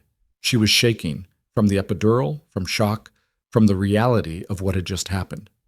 "We have a daughter," she said, staring at the ceiling. "We have a daughter," Nathan confirmed. "I didn't get to hold her." "You will. Soon." An hour later, the NICU doctor came to update them. Grace was stable but struggling with her breathing. They'd intubated her as a precaution and had her on monitors. She'd need to stay in NICU for observation, probably several weeks. "Can we see her?" Claire asked. "Give us a few more hours to get her stabilized. Then, yes." Those hours were the longest of Nathan's life. He called Lily, explained that she had a baby sister, that both Clara and Grace were okay, but Grace needed special care. He called his neighbor to arrange for Lily to stay there for the night. He called Janet to let her know Clara had delivered. And he sat with Clara while she drifted in and out of sleep, exhausted from the surgery and the fear and the relief. When they were finally allowed into the NICU, Nathan pushed Clara in a wheelchair. She wasn't cleared to walk yet, still recovering from the C-section. The NICU was a forest of machines and incubators and tiny, fragile humans fighting for life. A nurse led them to incubator number 7. And there she was, Grace, their daughter. So small she barely looked real. Wires and tubes connected to her tiny body. A breathing tube. Heart monitors. IV lines. But her chest was rising and falling. Her little hands opened and closed. She was alive. Clara reached through the incubator ports and touched Grace's hand with one finger. Grace's fingers closed around it instinctively, and Clara made a sound Nathan had never heard her make before. Pure, overwhelming love mixed with terror. "Hi, baby girl," she whispered. "Hi, Grace. I'm your mom, and I'm going to get you through this." Nathan touched Grace's other hand, so tiny, so delicate. "And I'm your dad, and you're the strongest person I know." They stayed for an hour, just watching her breathe, watching the monitors, learning the rhythm of the machines that were keeping their daughter alive. When the nurses finally insisted Clara needed to rest, Nathan wheeled her back to her room. She was silent the whole way, tears streaming down her face. "She's so small," Clara said once they were alone. "What if she doesn't make it?" "She will." "You can't know that." "She's your daughter," Nathan said. "She's stubborn and fierce, and she's not giving up. Because you don't give up." Clara laughed through her tears. "That's the worst genetics argument I've ever heard." "But it's true." That night, Nathan slept in the chair next to Clara's bed. It was uncomfortable and his back would hate him in the morning, but he wasn't leaving. Not now. Not when everything hung in the balance. At 2 a.m., Clara woke him up. "I love you," she said into the darkness. Nathan's heart stopped. Started again. "What?" "I love you." "I think I have for a while, and I'm terrified to say it because what if it makes everything more complicated? But our daughter is in the NICU fighting for her life. And if she can be that brave, I can be brave enough to tell you the truth." Nathan moved to the bed, careful of her incision, and took her face in his hands. "I love you too," he said. "And yeah, it makes everything more complicated. But we're already complicated. We might as well be complicated together." He kissed her then, gentle, careful, full of promise. "When Grace gets out of here," Claire said, "when we take her home, I want us to be a real family. Not just co-parents. A family." "We're already a family," Nathan said. "We have been since that first ultrasound. A family that lives together. that does this together. All of it. Are you asking me to move in with you? I'm asking you to build a life with me. With Lily. With Grace. Clara's eyes were fierce despite the exhaustion. I'm asking you to take a chance on the most impractical thing either of us has ever done. Nathan thought about his father's advice. Choose the practical thing, the safe thing. He thought about all the sensible choices he'd made that had led to a perfectly ordinary life. And then he thought about Clara's fire, Lily's laughter, Grace's tiny fingers wrapped around his. Yes, he said. To all of it. Yes. They sealed it with another kiss, there in the hospital room with monitors beeping and nurses walking by and their daughter fighting for life 2 floors down. It wasn't practical. It wasn't sensible. But it was right. Grace spent 17 days in the NICU, 17 days of monitors and alarms and nurses who knew their daughter better than they did. 17 days of learning to change a diaper through incubator ports, of kangaroo care with wires and tubes everywhere, of measuring progress in milliliters of milk and grams of weight gain. Nathan and Clara developed a rotation.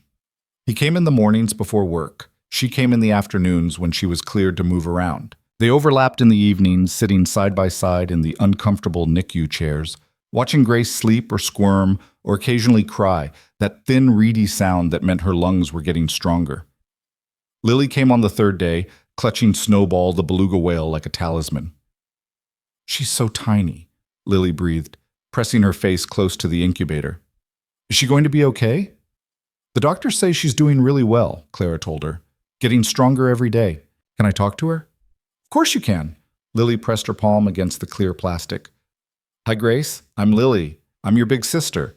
And I'm going to teach you everything I know, which is a lot because I'm really smart. Dad says so. She glanced at Nathan for confirmation, and he nodded, throat tight.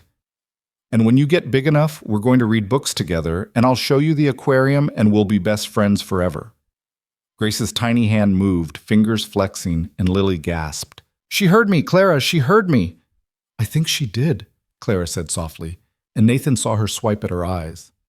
That night, after Lily was asleep at home and Clara was resting in her hospital room, she'd been discharged but stayed nearby, unable to leave Grace, Nathan sat alone with his youngest daughter and tried to process everything that had changed.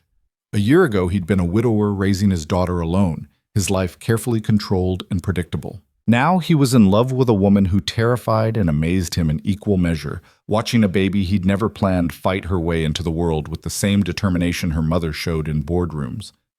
You're going to be trouble, aren't you? He whispered to Grace. Just like your mom and your sister. Grace's eyes flickered open, those unfocused newborn eyes that couldn't quite see yet, but seemed to look right through him anyway. Your mom's scared, he continued, because talking to babies was easier than talking to adults sometimes. She won't admit it, but she is. Scared she won't be good enough. Scared she'll choose wrong. But I see her with you, and I know she's going to be fierce and imperfect and exactly what you need. He touched her hand, marveling at how small it was against his finger. And Lily, your sister is so excited to meet you properly. She's been practicing being gentle with her stuffed animals. She made you a welcome home sign that's currently covering half her bedroom wall. Grace made a small sound, and Nathan's heart expanded in a way he'd forgotten was possible. We're going to be okay, he told her. All of us. Somehow. The NICU became their world. They learned the names of every nurse, the quirks of every machine. They celebrated when Grace was taken off oxygen support on day 7. They panicked when she had a slight temperature spike on day 9, then relaxed when it turned out to be nothing serious. They watched her gain an ounce, then 2, then 3. On day 12, Claire was finally cleared to hold her properly, not just through incubator ports, but skin to skin, the way mothers and babies were meant to be. Nathan watched as the nurse carefully lifted Grace out, managing all the wires and monitors, and placed her against Clara's bare chest. Clara's hands came up automatically, cradling Grace's impossibly small body, and the expression on her face was something Nathan knew he'd remember forever. Wonder. Terror. Love so fierce it was almost painful to witness. Hi, baby, Clara whispered, her voice breaking. Hi, Grace. I've got you. I've got you now. Grace settled against her mother's heartbeat and went still, content in a way she never quite was in the incubator. The monitors showed her heart rate slowing to a calm, steady rhythm. "She knows you," Nathan said. Clara looked up at him with tears streaming down her face. "How? She's barely been conscious most of the time she's been alive." "She knows," Nathan repeated. "Look at her." And it was true. Grace's tiny face had relaxed, her fists uncurling, her whole body melting into Clara's warmth. Nathan took a photo with his phone. Clara wouldn't know he'd done it until later, but he needed to capture this moment. The CEO who'd built an empire from scratch, holding the smallest, most vulnerable thing in the world, looking more terrified and more powerful than he'd ever seen her. When it was his turn, Nathan understood what Clara had felt. Grace was so light, so fragile, but when she was pressed against his chest, she felt solid, real, his. "Your sister wants to know when you're coming home," he told Grace. "She's been asking every day. We keep telling her soon." "How is Lily handling all this?" Clara asked from the chair where she'd collapsed, exhausted from the intensity of holding Grace. "She's being amazing. Too amazing, actually. I think she's trying to be perfect because she doesn't want to add to our stress." "That's what I used to do," Clara said quietly. "After Hannah died, I tried to be perfect so my mother wouldn't have to worry about me too." "And how did that work out?" "Terribly. I didn't process anything for years." She watched Nathan with Grace. "We should talk to her. Make sure she knows it's okay to not be okay sometimes." "We will." Nathan adjusted Grace, who was making small snuffling sounds against his chest. "After we bring this one home." The NICU doctor cleared Grace for discharge on day 17. She'd reached 5 pounds, was feeding well from a bottle, and all her vitals had been stable for 48 hours. It was time. Clara cried. Nathan cried. Even the nurses who'd been taking care of Grace got misty-eyed. "You're some of the good ones," Nurse Patricia told them as she went through discharge instructions. "Some parents can't handle the NICU. They disappear, let one parent carry all the weight. But you two showed up, together. That matters." They brought Grace home on a cold November afternoon, driving 5 miles under the speed limit with the precious cargo in the back seat. Lily had decorated the apartment with homemade signs and balloons. The nursery that Nathan and Clara had set up during one of his lunch breaks was ready. Crib, changing table, rocking chair, all of it waiting. Clara's apartment, not Nathan's. They'd decided he and Lily would move in over the next month, slowly transitioning, giving everyone time to adjust. Lily met them at the door, vibrating with excitement, but trying so hard to be calm. "Can I hold her?" she whispered. "Of course." Nathan helped Lily settle on the couch, showed her how to support Grace's head, then carefully placed her baby sister in her arms. Lily looked down at Grace with an expression of pure awe. "Hi," she said softly. "I'm Lily. We talked before, but you were in the hospital and now you're home. This is our home, yours and mine and Dad's and Clara's." She looked up at Clara. "Is it okay if I call you Clara still? Or should I call you something else?" Clara sat down next to Lily, close enough to help if needed, but giving them space. "You can call me whatever feels right to you." "Okay, Clara then, for now." Lily returned her attention to Grace. "You're so small, like a doll, but you're real and you're mine. Ours. She looked at Nathan helplessly. "She's your sister," Nathan said. "That's what matters." "My sister," Lily repeated, testing the words. "I have a sister." Grace chose that moment to open her eyes, those dark, unfocused newborn eyes, and make a small sound. Lily gasped like she'd witnessed a miracle. They spent the rest of the afternoon in a haze of exhausted happiness. Clara napped on the couch while Nathan showed Lily how to prepare a bottle. They took turns feeding Grace, changing her, just watching her breathe because the NICU had made them paranoid about every little thing. That night, after Lily was reluctantly sent to bed, she'd wanted to sleep on the floor of the nursery, Nathan and Clara sat together in the living room with Grace asleep in the bassinet between them. "This is really happening," Clara said. "We're really doing this." "Having second thoughts?" "About 100 per minute." But she was smiling. "I never imagined my life like this. Family dinners and baby bottles and an 8-year-old who wants to teach my daughter about jellyfish. Is it what you want, though?" Clara looked at him, then at Grace, then back at him. It's terrifying and exhausting and nothing like I planned. She paused. And yes, it's what I want. Nathan reached across the bassinet and took her hand. Good, because you're stuck with us now. Promises, promises. The first night home was brutal. Grace woke every 2 hours to eat. Clara was still recovering from the C-section, moving gingerly, wincing when she had to stand. Nathan took the night shift, bringing Grace to Clara for feeding, then settling her back down, then catching 20-minute naps before starting over. At 4 in the morning, he found Clara crying in the nursery. What's wrong? He asked, instantly alert. Is Grace okay? Are you okay? I can't do this, Clara said, the words tumbling out in a rush. I don't know what I'm doing. She won't stop crying, and I fed her and changed her, and I don't know what she needs, and what if I'm already failing?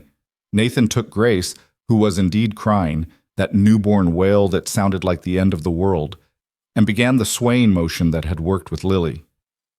You're not failing, he said over Grace's cries. You're learning. We both are. You've done this before. You know what you're doing. I knew what to do with Lily. Every baby is different. He kept swaying, kept talking in that low, calm voice. With Lily, she liked to be swaddled tight and walked around. Let's try that with Grace. He showed Clara how to swaddle, wrapping Grace snugly in the soft blanket. Grace's crying diminished slightly. Then he handed her back to Clara. Now walk, just around the room. Doesn't matter where. Clara walked, awkward with the pain from her incision, but Grace slowly quieted. By the 5th lap around the nursery, she was asleep again. That's your trick, Nathan said. Movement and swaddling, different from Lily, but it works for Grace. Clara carefully placed Grace back in the bassinet, then turned to Nathan. I'm so tired. I know. Like, beyond tired. Like I can't remember what sleep feels like. That's normal. It gets better. When? Eventually. He pulled her close, careful of her incision.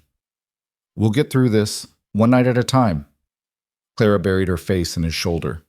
I keep thinking about work, about the company, about all the emails I'm not answering and the meetings I'm missing. The company will survive a few weeks without you. But will I survive a few weeks without the company? It's been my whole identity for so long, and now I'm just... She gestured helplessly at the nursery, at Grace sleeping peacefully. I'm just a mother who doesn't know what she's doing. You're not just anything, Nathan said firmly. You're still a CEO. You're still brilliant and driven. You're also a mother. You can be both. Can I? Because right now it feels like I'm failing at both. Nathan pulled back so he could see her face. Clara, you gave birth less than 3 weeks ago to a premature baby, spent 2 months on bed rest, and just brought that baby home from the NICU. You're recovering from major surgery. You're adjusting to being a parent for the first time. And you're expecting yourself to be perfect at all of it immediately. That's not realistic. I don't know how to be anything less than perfect. Then learn. He said it gently but firmly. Because perfection isn't what Grace needs. She needs a mother who shows up, who tries, who loves her even when things are hard. Clara leaned against him, and Nathan could feel her exhaustion in every line of her body. I love you, she whispered. Even when you're annoyingly right about everything. I love you too, even when you're impossibly stubborn. They stood like that for a long moment, swaying slightly, both too tired to move but too wired to sleep. Go to bed, Nathan finally said. I'll take the next shift. That's not fair to you. Fair doesn't matter. We're a team. Teams take turns. Clara kissed him, soft and quick, and shuffled off to bed. Nathan settled into the rocking chair and watched Grace sleep, marveling at her tiny perfection. The next few weeks were a blur of feeding schedules and diaper changes and learning Grace's cries. The I'm hungry cry versus the I'm tired cry versus the something's wrong and I don't know what cry that sent both of them into panic mode. Lily was incredible. She helped without being asked, entertaining Grace with songs and silly faces when both Nathan and Clara were too exhausted to function. She never complained when dinner was late or when they had to cancel plans because Grace was fussy. You're being very mature about all this, Clara told Lily one afternoon while Nathan was at the store buying more diapers. I want to help, Lily said simply. She was sitting next to Clara on the couch, Grace sleeping in Clara's arms. My friend Sophie says her baby brother is annoying and cries all the time, but Grace isn't annoying. She's just little. She does cry all the time, though. Yeah, but that's because she can't talk yet. When she learns to talk, she'll use words instead. Clara smiled. That's very logical. Dad says I get that from him. Lily was quiet for a moment, then asked carefully, Can I ask you something?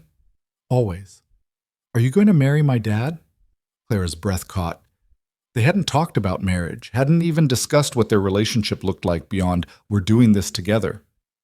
I don't know, she said honestly. Why do you ask? Because you love each other, and you live together now, and you have Grace. That's what families do. They get married. Some families get married, Clara corrected gently, but not all families look the same. Some people live together without getting married. Some people get married without living together. What matters is that people love each other and take care of each other. Lily considered this with the seriousness she applied to everything. But do you want to marry him? Clara looked down at Grace, then around at the apartment that was slowly filling with Nathan's and Lily's things. The practical coffee maker on the counter, the framed photos of Lily on the mantel, the masculine jacket hanging by the door next to her designer coats. I think I might, she admitted. Someday, when we're ready. I think you should, Lily announced. Then you'd be my real mom, not just Grace's mom. Clara's eyes stung. Lily, I could never replace your mother. I know, but you could be my other mom, the one who's here now. Lily looked up at her with those dark eyes so like Nathan's. Is that okay, if I think of you like that? Clara had to set Grace down in the bassinet because her hands were shaking too much to hold her safely. Then she pulled Lily into a fierce hug. That's more than okay, she managed. Lily, that would be an honor. Lily hugged her back, and Clara felt something she hadn't felt since Hannah died. The sense of being needed, not for what she could do or provide, but just for being herself. When Nathan came home with 3 different brands of diapers because he couldn't remember which one they'd decided worked best, he found them still on the couch, Lily chattering about her science project while Clara listened with complete attention. Everything okay? He asked.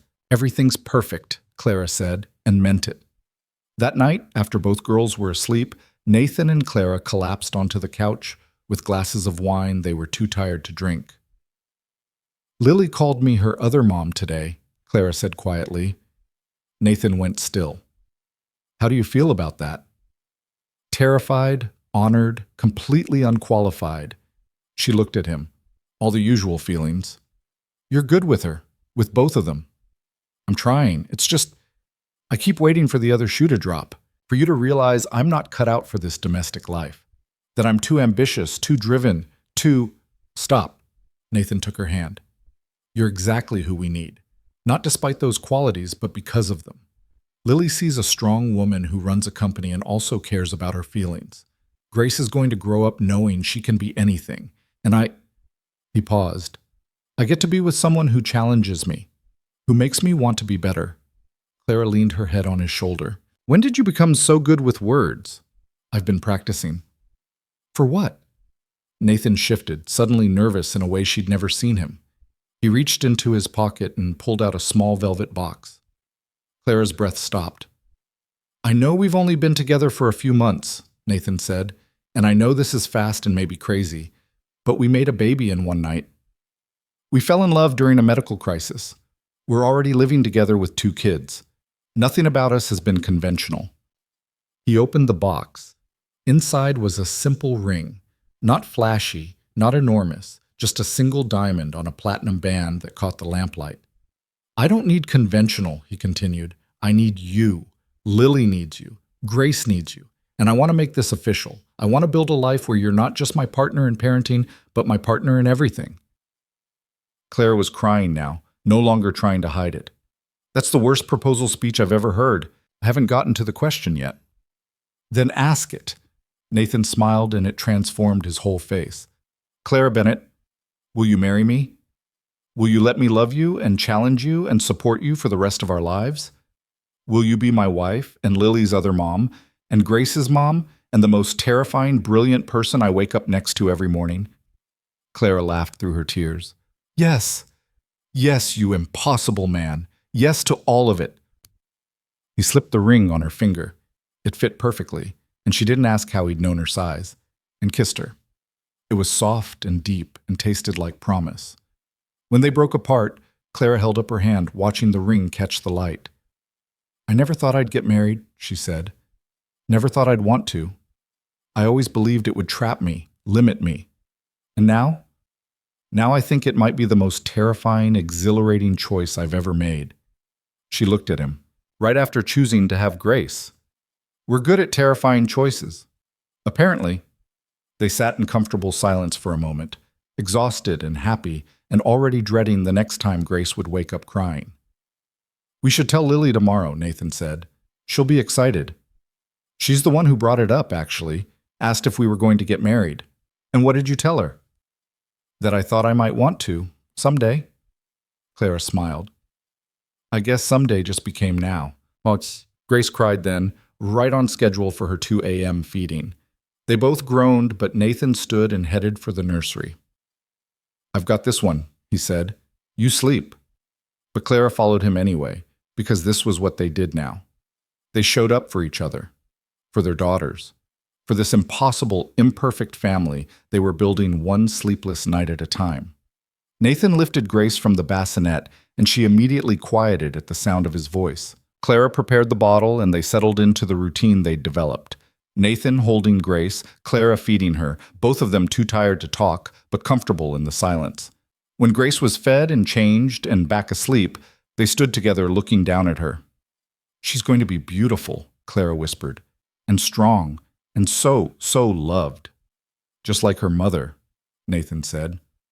Clara looked at him, this man who'd walked into an impossible situation and chosen to stay, who'd loved her through fear and vulnerability and new motherhood, who'd proposed with the world's worst speech and the world's most perfect ring.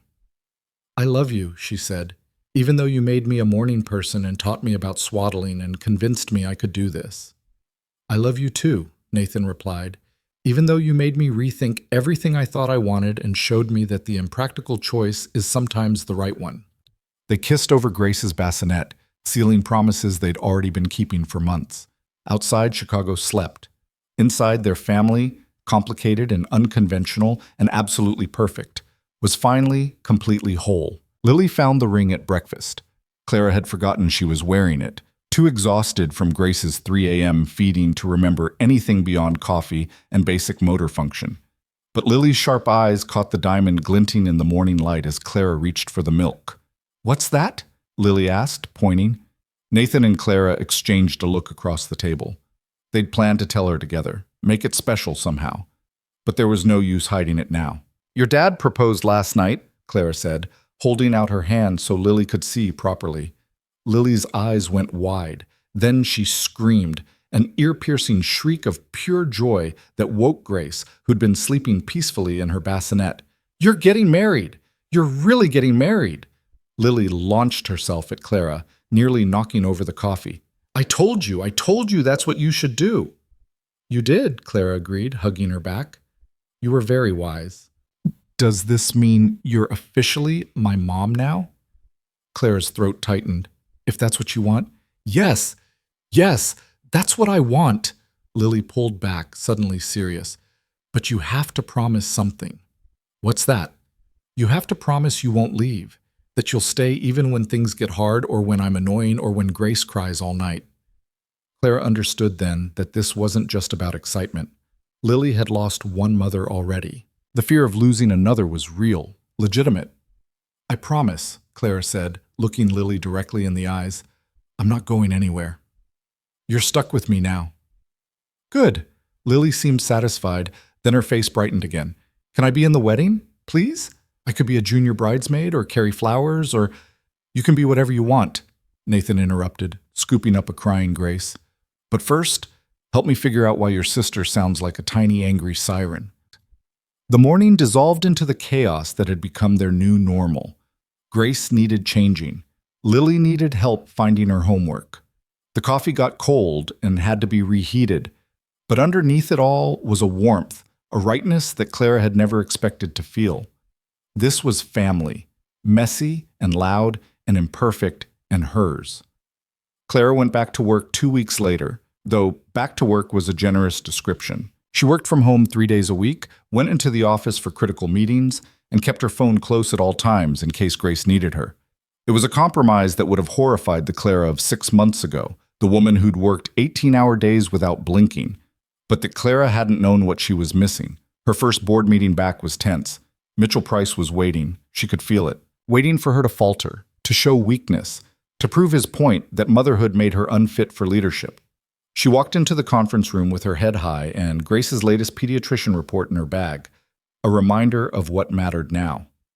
"Gentlemen," she said, taking her seat at the head of the table, "let's begin."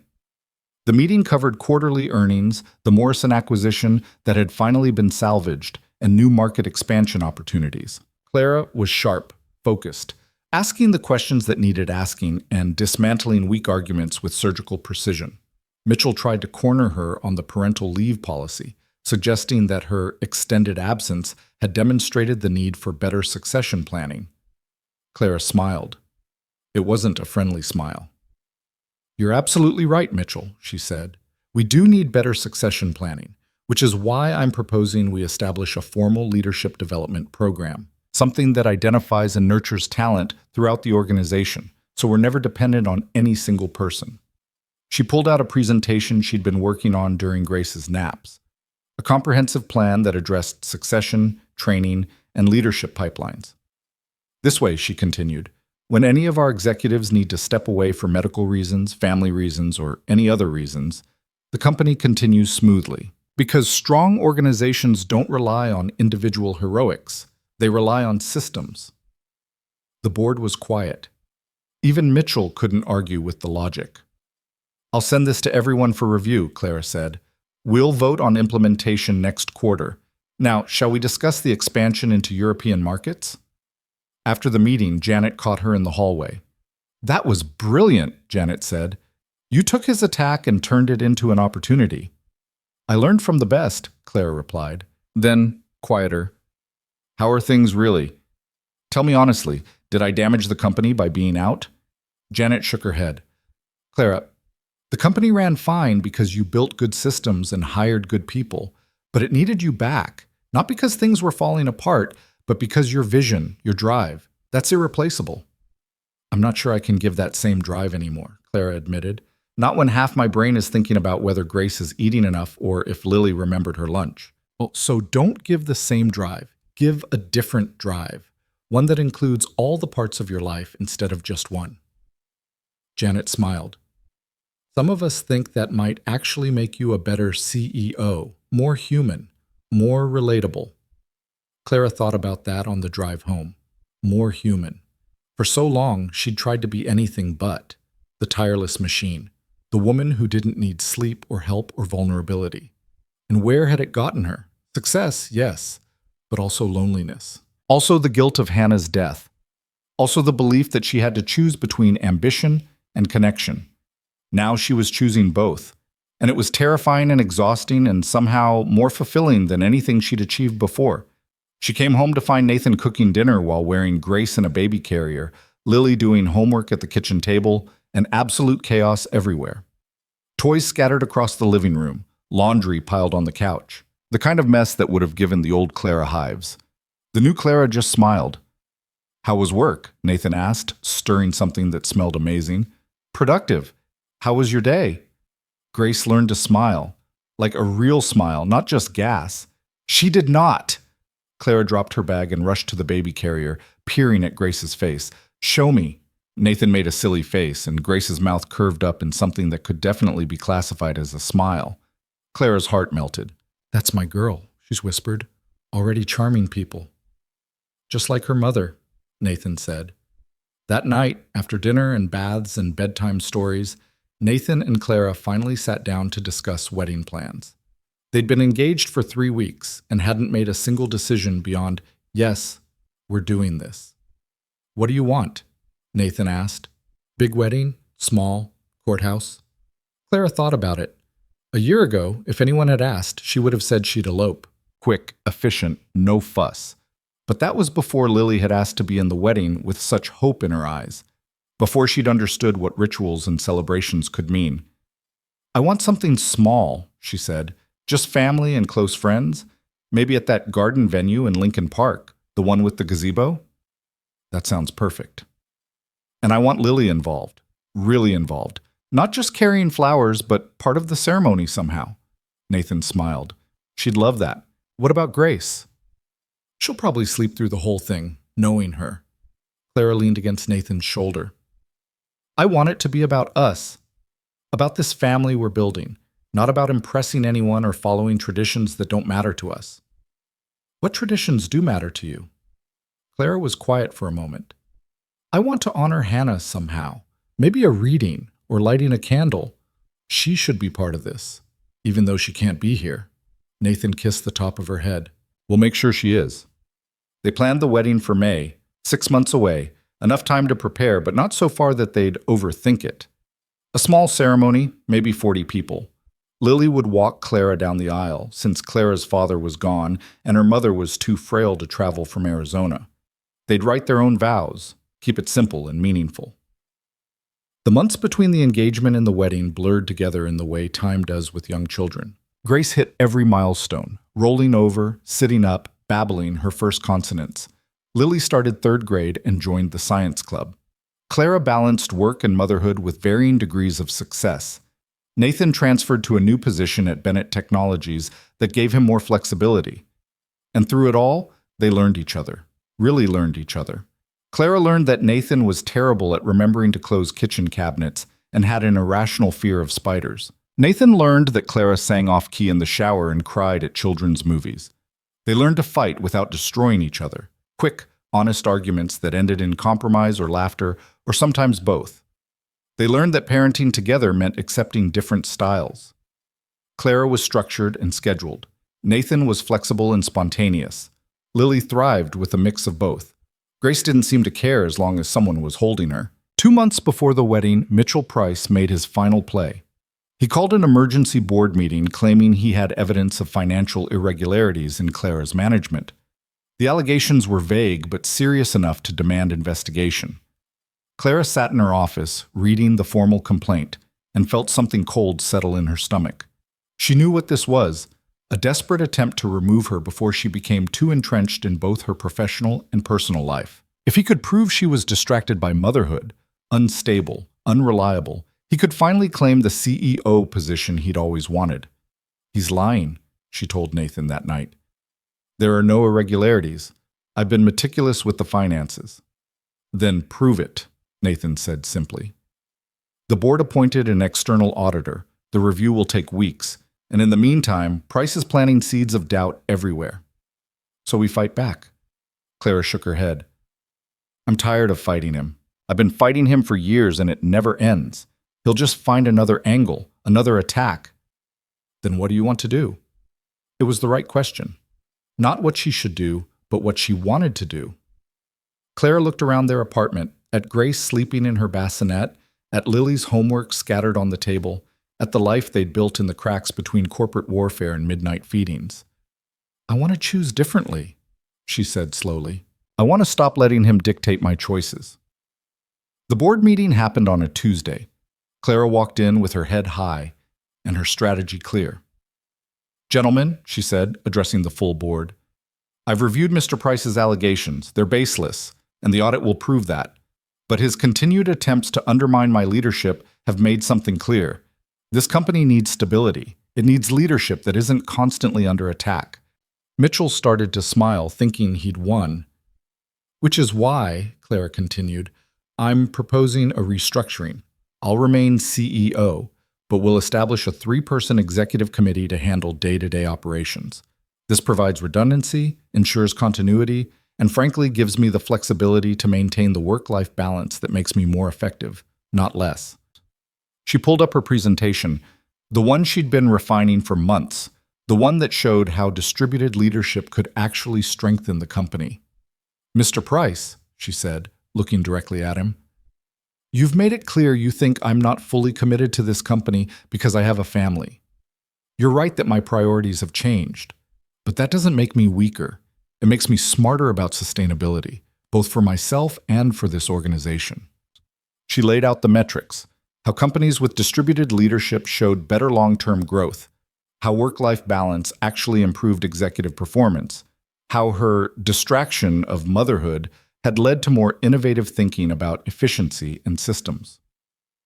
So here's my proposal, she finished. We implement this structure. The audit proceeds to clear my name. And Mr. Price, you can either work within this new framework or you can continue fighting battles you won't win. Your choice. The vote was 8-2 in favor. Mitchell Price stormed out. Clara stayed calm through the rest of the meeting, accepted congratulations from the board members who'd supported her, and maintained perfect professional composure until she got to her car. Then she called Nathan and cried. I did it, she said. I actually did it. I didn't let him force me to choose. I made a third option. I'm so proud of you, Nathan said, and she could hear the smile in his voice. Come home. We'll celebrate. Home. The word still felt new, still carried weight, but it was starting to feel right. The celebration was pizza on the couch with Lily and baby food for Grace, who was just starting solids and made hilarious faces at every new flavor. It was simple and perfect, and exactly what Clara needed. You're my hero, Lily announced through a mouthful of pepperoni. You beat the bad guy. Mitchell Price isn't exactly a bad guy, Clara tried to explain. He's just someone who sees the world differently.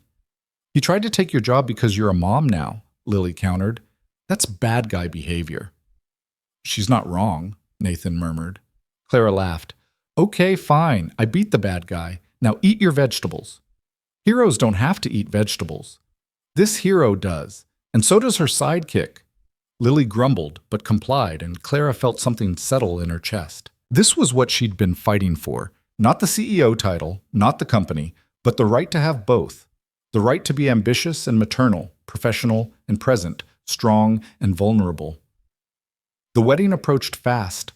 Clara's mother flew in from Arizona, a frail woman who looked at her daughter's life with a mixture of confusion and pride. I never thought you'd settle down, she said the night before the wedding. They were at Clara's apartment, surrounded by wedding preparations and chaos. After Hannah, you were so driven, so closed off.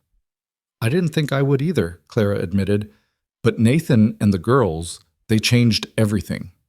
Her mother took her hand. Your father would have liked him. He always said you needed someone who could match your fire without trying to put it out. I wish he could be here. Me too, sweetheart. Me too. They sat quietly for a moment, two women who'd survived loss and found ways to keep living. Hannah would have liked him too, Clara's mother added, and she would have loved being an aunt. Clara's eyes filled. I'm lighting a candle for her tomorrow, during the ceremony. That's beautiful. I want her to be part of this. Even though she can't be here, I want her to know she mattered, that she matters. Her mother pulled her into a hug, and Clara let herself be held. Let herself grieve the sister who should have been her maid of honor, who should have met Nathan and Lily and Grace. She knows, her mother whispered. Wherever she is, she knows you love her. The wedding day dawned clear and bright. May in Chicago could be unpredictable, but the weather cooperated perfectly. 70 degrees, blue skies, a light breeze that made the garden venue look like something from a fairy tale. Clara got ready in a private room with Lily and her mother. She'd chosen a simple dress. Ivory, knee-length, elegant without being fussy. Lily wore a matching ivory dress with a flower crown looking so grown up that Clara had to bite back tears. You look like a princess, Lily said, watching Clara in the mirror. You look like a princess too. We can both be princesses. Lily adjusted her flower crown. Are you nervous? Terrified, Clara admitted. Why? You love Dad. And he loves you. That's the easy part. When did you get so wise? Lily shrugged. I'm 8. I know stuff. The ceremony was scheduled for 3 o'clock. At 2:45, Clara's mother took Grace, dressed in a tiny white dress with matching booties, and headed to her seat. Lily stayed with Clara, just the two of them in the quiet room. Ready? Lily asked. I think so. Are you ready? I've been ready since you said yes. Lily took Clara's hand. Let's go get married. They walked together down the garden path toward the gazebo where Nathan waited. The 40 guests stood and turned, but Clara barely saw them. All she could see was Nathan, wearing a suit she'd never seen before. His eyes locked on hers, smiling like she was the only person in the world, and Lily, holding her hand, walking her toward the future they'd all chosen together. The ceremony was everything Clara had wanted: simple, meaningful, real. When it came time for the vows, Nathan went first. "Clara," he said, his voice steady despite the emotion in his eyes, "I thought I knew what love was. I thought I'd had my one chance, and that was it. But you taught me that love doesn't run out. It multiplies, it grows. It surprises you when you least expect it." He glanced at Lily, then at Clara's mother holding Grace. "You gave me a second chance at family, at partnership, at building something beautiful out of something impossible. I promise to show up for you every day, to challenge you when you need it, to support you always, to love all of you, your ambition, your vulnerability, your fierce determination to protect the people you care about. I promise to be your partner in this beautiful chaos we're creating." Clara was crying before she even started her own vows. "Nathan," she managed, "I spent most of my life believing I had to choose: career or family, strength or vulnerability, independence or connection. You showed me that those aren't real choices, that I can be all of those things at once." She looked at Lily. "You and Lily taught me that family isn't about perfection. It's about showing up even when you're scared, especially when you're scared." She turned back to Nathan. "I promise to keep showing up, to keep choosing this, choosing us, even when it's hard, especially when it's hard. I promise to let you help me when I want to do everything alone, to be vulnerable when every instinct tells me to protect myself, to build this life with you one imperfect, beautiful day at a time." The officiant smiled. "Before we continue, Clara and Nathan have asked Lily to share something." Lily stepped forward, suddenly shy in front of the crowd, but she took a deep breath and spoke clearly. "My mom, my first mom, died when I was 5. I don't remember her much, but my dad says she would have liked Clara, and I think she would be happy that our family is bigger now, that Grace has a mom, and I have—" She looked at Clara. "I have you. You're not trying to replace my first mom. You're just being my mom now, and that's really cool." There wasn't a dry eye in the garden. After Lily returned to her spot, Clara and Nathan lit a candle together. "For Hannah," the officiant explained. "For the sister who couldn't be there but who'd shaped Clara into the woman she'd become." Then came the final words. "By the power vested in me by the state of Illinois, I now pronounce you husband and wife. You may kiss."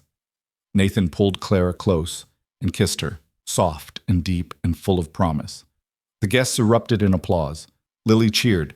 Grace, as predicted, slept through the entire thing. The reception was in the same garden, casual and joyful. They'd hired a jazz band, a nod to Nathan's abandoned dreams, and the music filled the warm May evening. Clara danced with Nathan, then with Lily, then with several board members who'd shown up to support her. Mitchell Price hadn't come. Clara found she didn't care. At one point, she stood at the edge of the party with Grace in her arms, just watching. Nathan was dancing with Lily, spinning her in circles while she laughed. Her mother was chatting with Nathan's neighbors. The Bennett Technologies employees were mingling with Nathan's friends from operations. Two worlds that shouldn't fit together, that defied every logical plan, somehow creating something beautiful. "You look happy," Janet said, appearing beside her with a glass of champagne. "I am," Clara said, surprised by how true it was. "For the first time in years, I'm actually happy." "It looks good on you. The happiness feels good too." They stood together in comfortable silence, watching the celebration. "You're going to make this work, you know," Janet said. "The company and the family. All of it." "How can you be so sure?" "Because you're not trying to do it perfectly anymore. You're just trying to do it honestly." Janet smiled. "That's the secret nobody tells you. Perfection is impossible. But showing up honestly, that actually works." The party went late into the evening. Lily eventually fell asleep on a bench, clutching her flower crown. Grace woke up long enough to eat and be passed around to admiring guests. Nathan and Clara stole moments together between hosting duties, quick kisses, shared glances, hands finding each other in the crowd. When the last guest finally left and they were packing up to go home, Lily woke up enough to ask a question. "Are we different now that you're married?" Nathan and Clara looked at each other, then at Lily. "No," Clara said. "We're exactly the same, just more official." "Good," Lily yawned. I like us how we are. Me too, Ladybug, Nathan said, scooping her up. Me too. They drove home as the sun set over Chicago, the city turning gold and amber in the fading light. Grace slept in her car seat. Lily dozed against the window. Nathan drove while Clara rested her hand on his leg, the wedding ring new and slightly strange on her finger. We did it, Nathan said quietly. We really did. Any regrets? Clara thought about the question seriously, about the life she'd imagined versus the life she was living, about the neat, controlled existence she'd planned versus the messy, chaotic reality. Not a single one, she said. At home, they carried the sleeping girls inside and got everyone to bed. Then Nathan and Clara collapsed on the couch, still in their wedding clothes, too tired to change. I love you, son, Clara said into the comfortable silence. I love you too. Even when I'm impossible? Especially then. She smiled and closed her eyes, feeling the exhaustion of the day settling into her bones. But it was a good exhaustion, the kind that came from celebrating, from dancing, from starting something new. A year ago, she'd been alone, successful but lonely, driven but disconnected. One reckless night in Denver had seemed like a mistake, a moment of weakness she'd needed to control and compartmentalize. Now that night felt like the best accident that had ever happened to her. Grace started crying from the nursery, right on schedule for her evening feeding. I'll get her, Nathan said, starting to stand. No, Clara said, pulling herself up. Let me. You did the last one. She walked to the nursery, still in her wedding dress, and lifted her daughter from the crib. Grace quieted immediately, recognizing her mother's heartbeat, her scent, her voice. Hi, baby girl, Clara whispered. Did you have a good day? We got married. You slept through it, but that's okay. There will be plenty of other important days you'll be awake for. She settled into the rocking chair and fed Grace, the same ritual they'd done 1,000 times. But tonight, it felt different, sacred, almost. This was her family now. Officially, legally, completely. Nathan appeared in the doorway, leaning against the frame and watching them. What are you thinking? He asked. That I never imagined this? Clara said honestly. Never let myself imagine it, and now that I have it, I can't imagine anything else. Good, Nathan said, because you're stuck with us. Best stuck I've ever been. After Grace was fed and settled, Nathan and Clara finally changed out of their wedding clothes. They stood in the bedroom they now officially shared, hanging up the suit and dress, returning jewelry to boxes. What do we do now? Clara asked. Now? Nathan smiled. Now we live. We raise our girls. We fight with the board. We have more dinners that get interrupted by crying babies. We argue about whose turn it is to do laundry. We build this life we promised each other. That's it? That's the plan? That's the plan. Clara thought about all the business plans she'd created over the years. The 5-year projections, the growth strategies, the carefully plotted paths to success. None of them had worked out exactly as planned, but they'd all led here, to this moment, this man, this family. Okay, she said, I can do that. I know you can. Nathan pulled her close. We both can. They stood together in the quiet bedroom, listening to the sounds of their home. Lily mumbling in her sleep about dolphins, Grace's soft breathing through the baby monitor, the hum of the refrigerator, the distant sounds of Chicago traffic. It wasn't perfect. It wasn't neat. It wasn't anything Clara had planned. It was everything she needed. The next morning, Clara woke to sunlight streaming through the windows and the smell of coffee brewing. She found Nathan in the kitchen, already dressed for the day, Grace in the baby carrier on his chest. Morning, wife, he said, handing her a mug. Morning, husband, she replied, the word still new and strange and wonderful. Lily wandered in, still in pajamas, her hair sticking up in every direction. Is it different now that you're married? She asked. Completely different, Clara said solemnly. Everything has changed. Lily's eyes went wide with worry. We now have to share the last piece of bacon, Clara continued. It's a marriage rule. Nathan laughed. Lily threw a dish towel at Clara, who dodged it expertly. You're weird, Lily announced. You're stuck with weird, Clara countered. Family rule. They ate breakfast together, chaotic and loud, with Grace spitting up on Nathan's shirt and Lily getting syrup in her hair. It was imperfect and messy and absolutely perfect. Later, after Lily went to play and Grace went down for a nap, Clara stood at her home office window looking out at the city. Her laptop sat open on the desk, emails waiting, projects demanding attention. But for the first time in her professional life, she didn't feel the urgency to respond immediately. The company would still be there in an hour. Her family needed her now. She closed the laptop and went to find Nathan. He was in the nursery, reorganizing the closet while Grace slept. Clara leaned against the doorway and watched him. This man who'd changed everything, who'd shown her that impossible wasn't something to fear but something to build a future around. "What?" he asked, noticing her watching. "Nothing," she said. "Just thank you." "For what?" "For not running. When I told you I was pregnant, when things got hard, when I pushed you away because I was scared." She walked over to him. "For staying." Nathan set down the stack of tiny clothes he'd been folding and pulled her into his arms. "There was never any other option," he said simply. "From the moment I heard that heartbeat, I was in, all the way in. Even when I was impossible, especially then." He kissed the top of her head. "You're worth it. This is worth it." Grace stirred in her crib, making small sounds that would escalate to full crying in approximately 30 seconds if past experience was any guide. "Your turn," Clara said. "My turn," Nathan agreed. But they both went to the crib together, looking down at their daughter, 4 months old now, no longer the tiny, fragile baby from the NICU, but still small enough to cradle in one arm. "Hi, troublemaker," Nathan said, lifting her. "Did you have a good nap?" Grace responded by grabbing his nose and laughing, that deep baby belly laugh that made everything else fade into insignificance. Clara watched them together and felt her heart expand in that way it did lately, stretching to accommodate more love than she'd thought possible.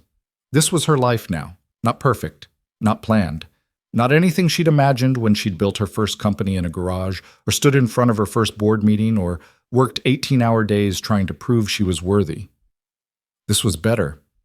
That evening, they went to the aquarium, Lily's favorite place. They walked through the exhibits with Grace strapped to Claire's chest, Lily running ahead to show them every fish, every jellyfish, every fact she'd memorized about marine life. At the beluga tank, Lily pressed her hand against the glass, and a whale swam up to meet it. "That's exactly what she did the first time we came here," Nathan said quietly to Clara. "The day you met her." "I was terrified that day," Clara admitted. "I thought she'd hate me, or worse, that I'd have no idea how to talk to an 8-year-old. And now? Now she's mine." The words came easily, truthfully. "Not because I gave birth to her, but because we chose each other." Lily turned around, grinning. "Clara, come look! The beluga is doing tricks." Clara walked over, Grace still sleeping against her chest, and watched the whale with Lily. Nathan joined them, and they stood together, a family that shouldn't work on paper but worked perfectly in reality. Walking back to the car, Lily slipped her hand into Clara's free one. "This was a good day," she announced. "It was," Clara agreed. "Can we do it again next week?" "We can do it whenever you want." Lily seemed to consider this. "Maybe not every week. I have science club and you have work. But sometimes?" "Sometimes" sounds perfect. That night, after both girls were asleep and the apartment was finally quiet, Nathan and Clara sat on the couch with glasses of wine they were actually awake enough to drink. "What are you thinking about?" Nathan asked. "Everything," Clara said. "How this time last year I didn't even know you. How 6 months ago I was lying in a hospital bed convinced I was going to lose Grace. How 3 months ago we were in the NICU praying she'd be okay." She looked at him.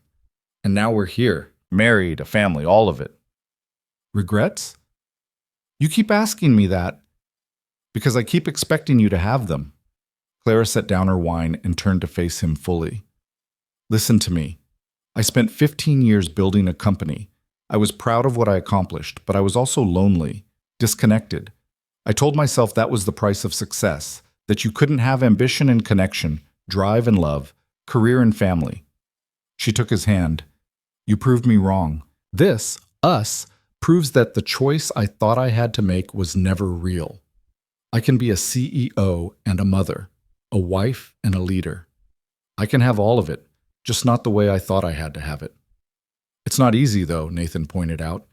Nothing worth having is easy, but it's worth it. She squeezed his hand. You're worth it. Lily's worth it. Grace is worth it. This messy, chaotic, imperfect life we're building, it's worth all of it. Nathan pulled her close, and they sat in comfortable silence, listening to the city outside and their daughters breathing through the baby monitor. I love you, he said eventually. I love you too. Even the impossible parts? Especially the impossible parts. Because that was the truth Clara had learned over the past year. Impossible wasn't something to avoid or fear. It wasn't an obstacle or a limitation. Impossible was just another word for transformation, for growth, for becoming someone you never thought you could be. She'd been impossible once, the woman who thought she couldn't have both career and family, who believed vulnerability was weakness, who'd built walls so high she'd forgotten what it felt like to be seen. Now she was still impossible, but in different ways.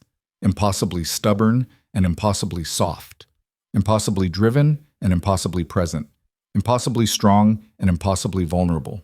And she was building an impossible family with an impossible man and two impossible daughters who taught her that the best things in life were the ones you never saw coming. In the nursery, Grace stirred but didn't wake. In her bedroom, Lily dreamed about dolphins and sisterhood. In the living room, Nathan and Clara held each other and planned for tomorrow and next week and next year. They didn't plan perfectly. They didn't have all the answers.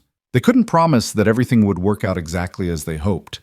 But they promised to try, to show up, to choose each other and their daughters every single day.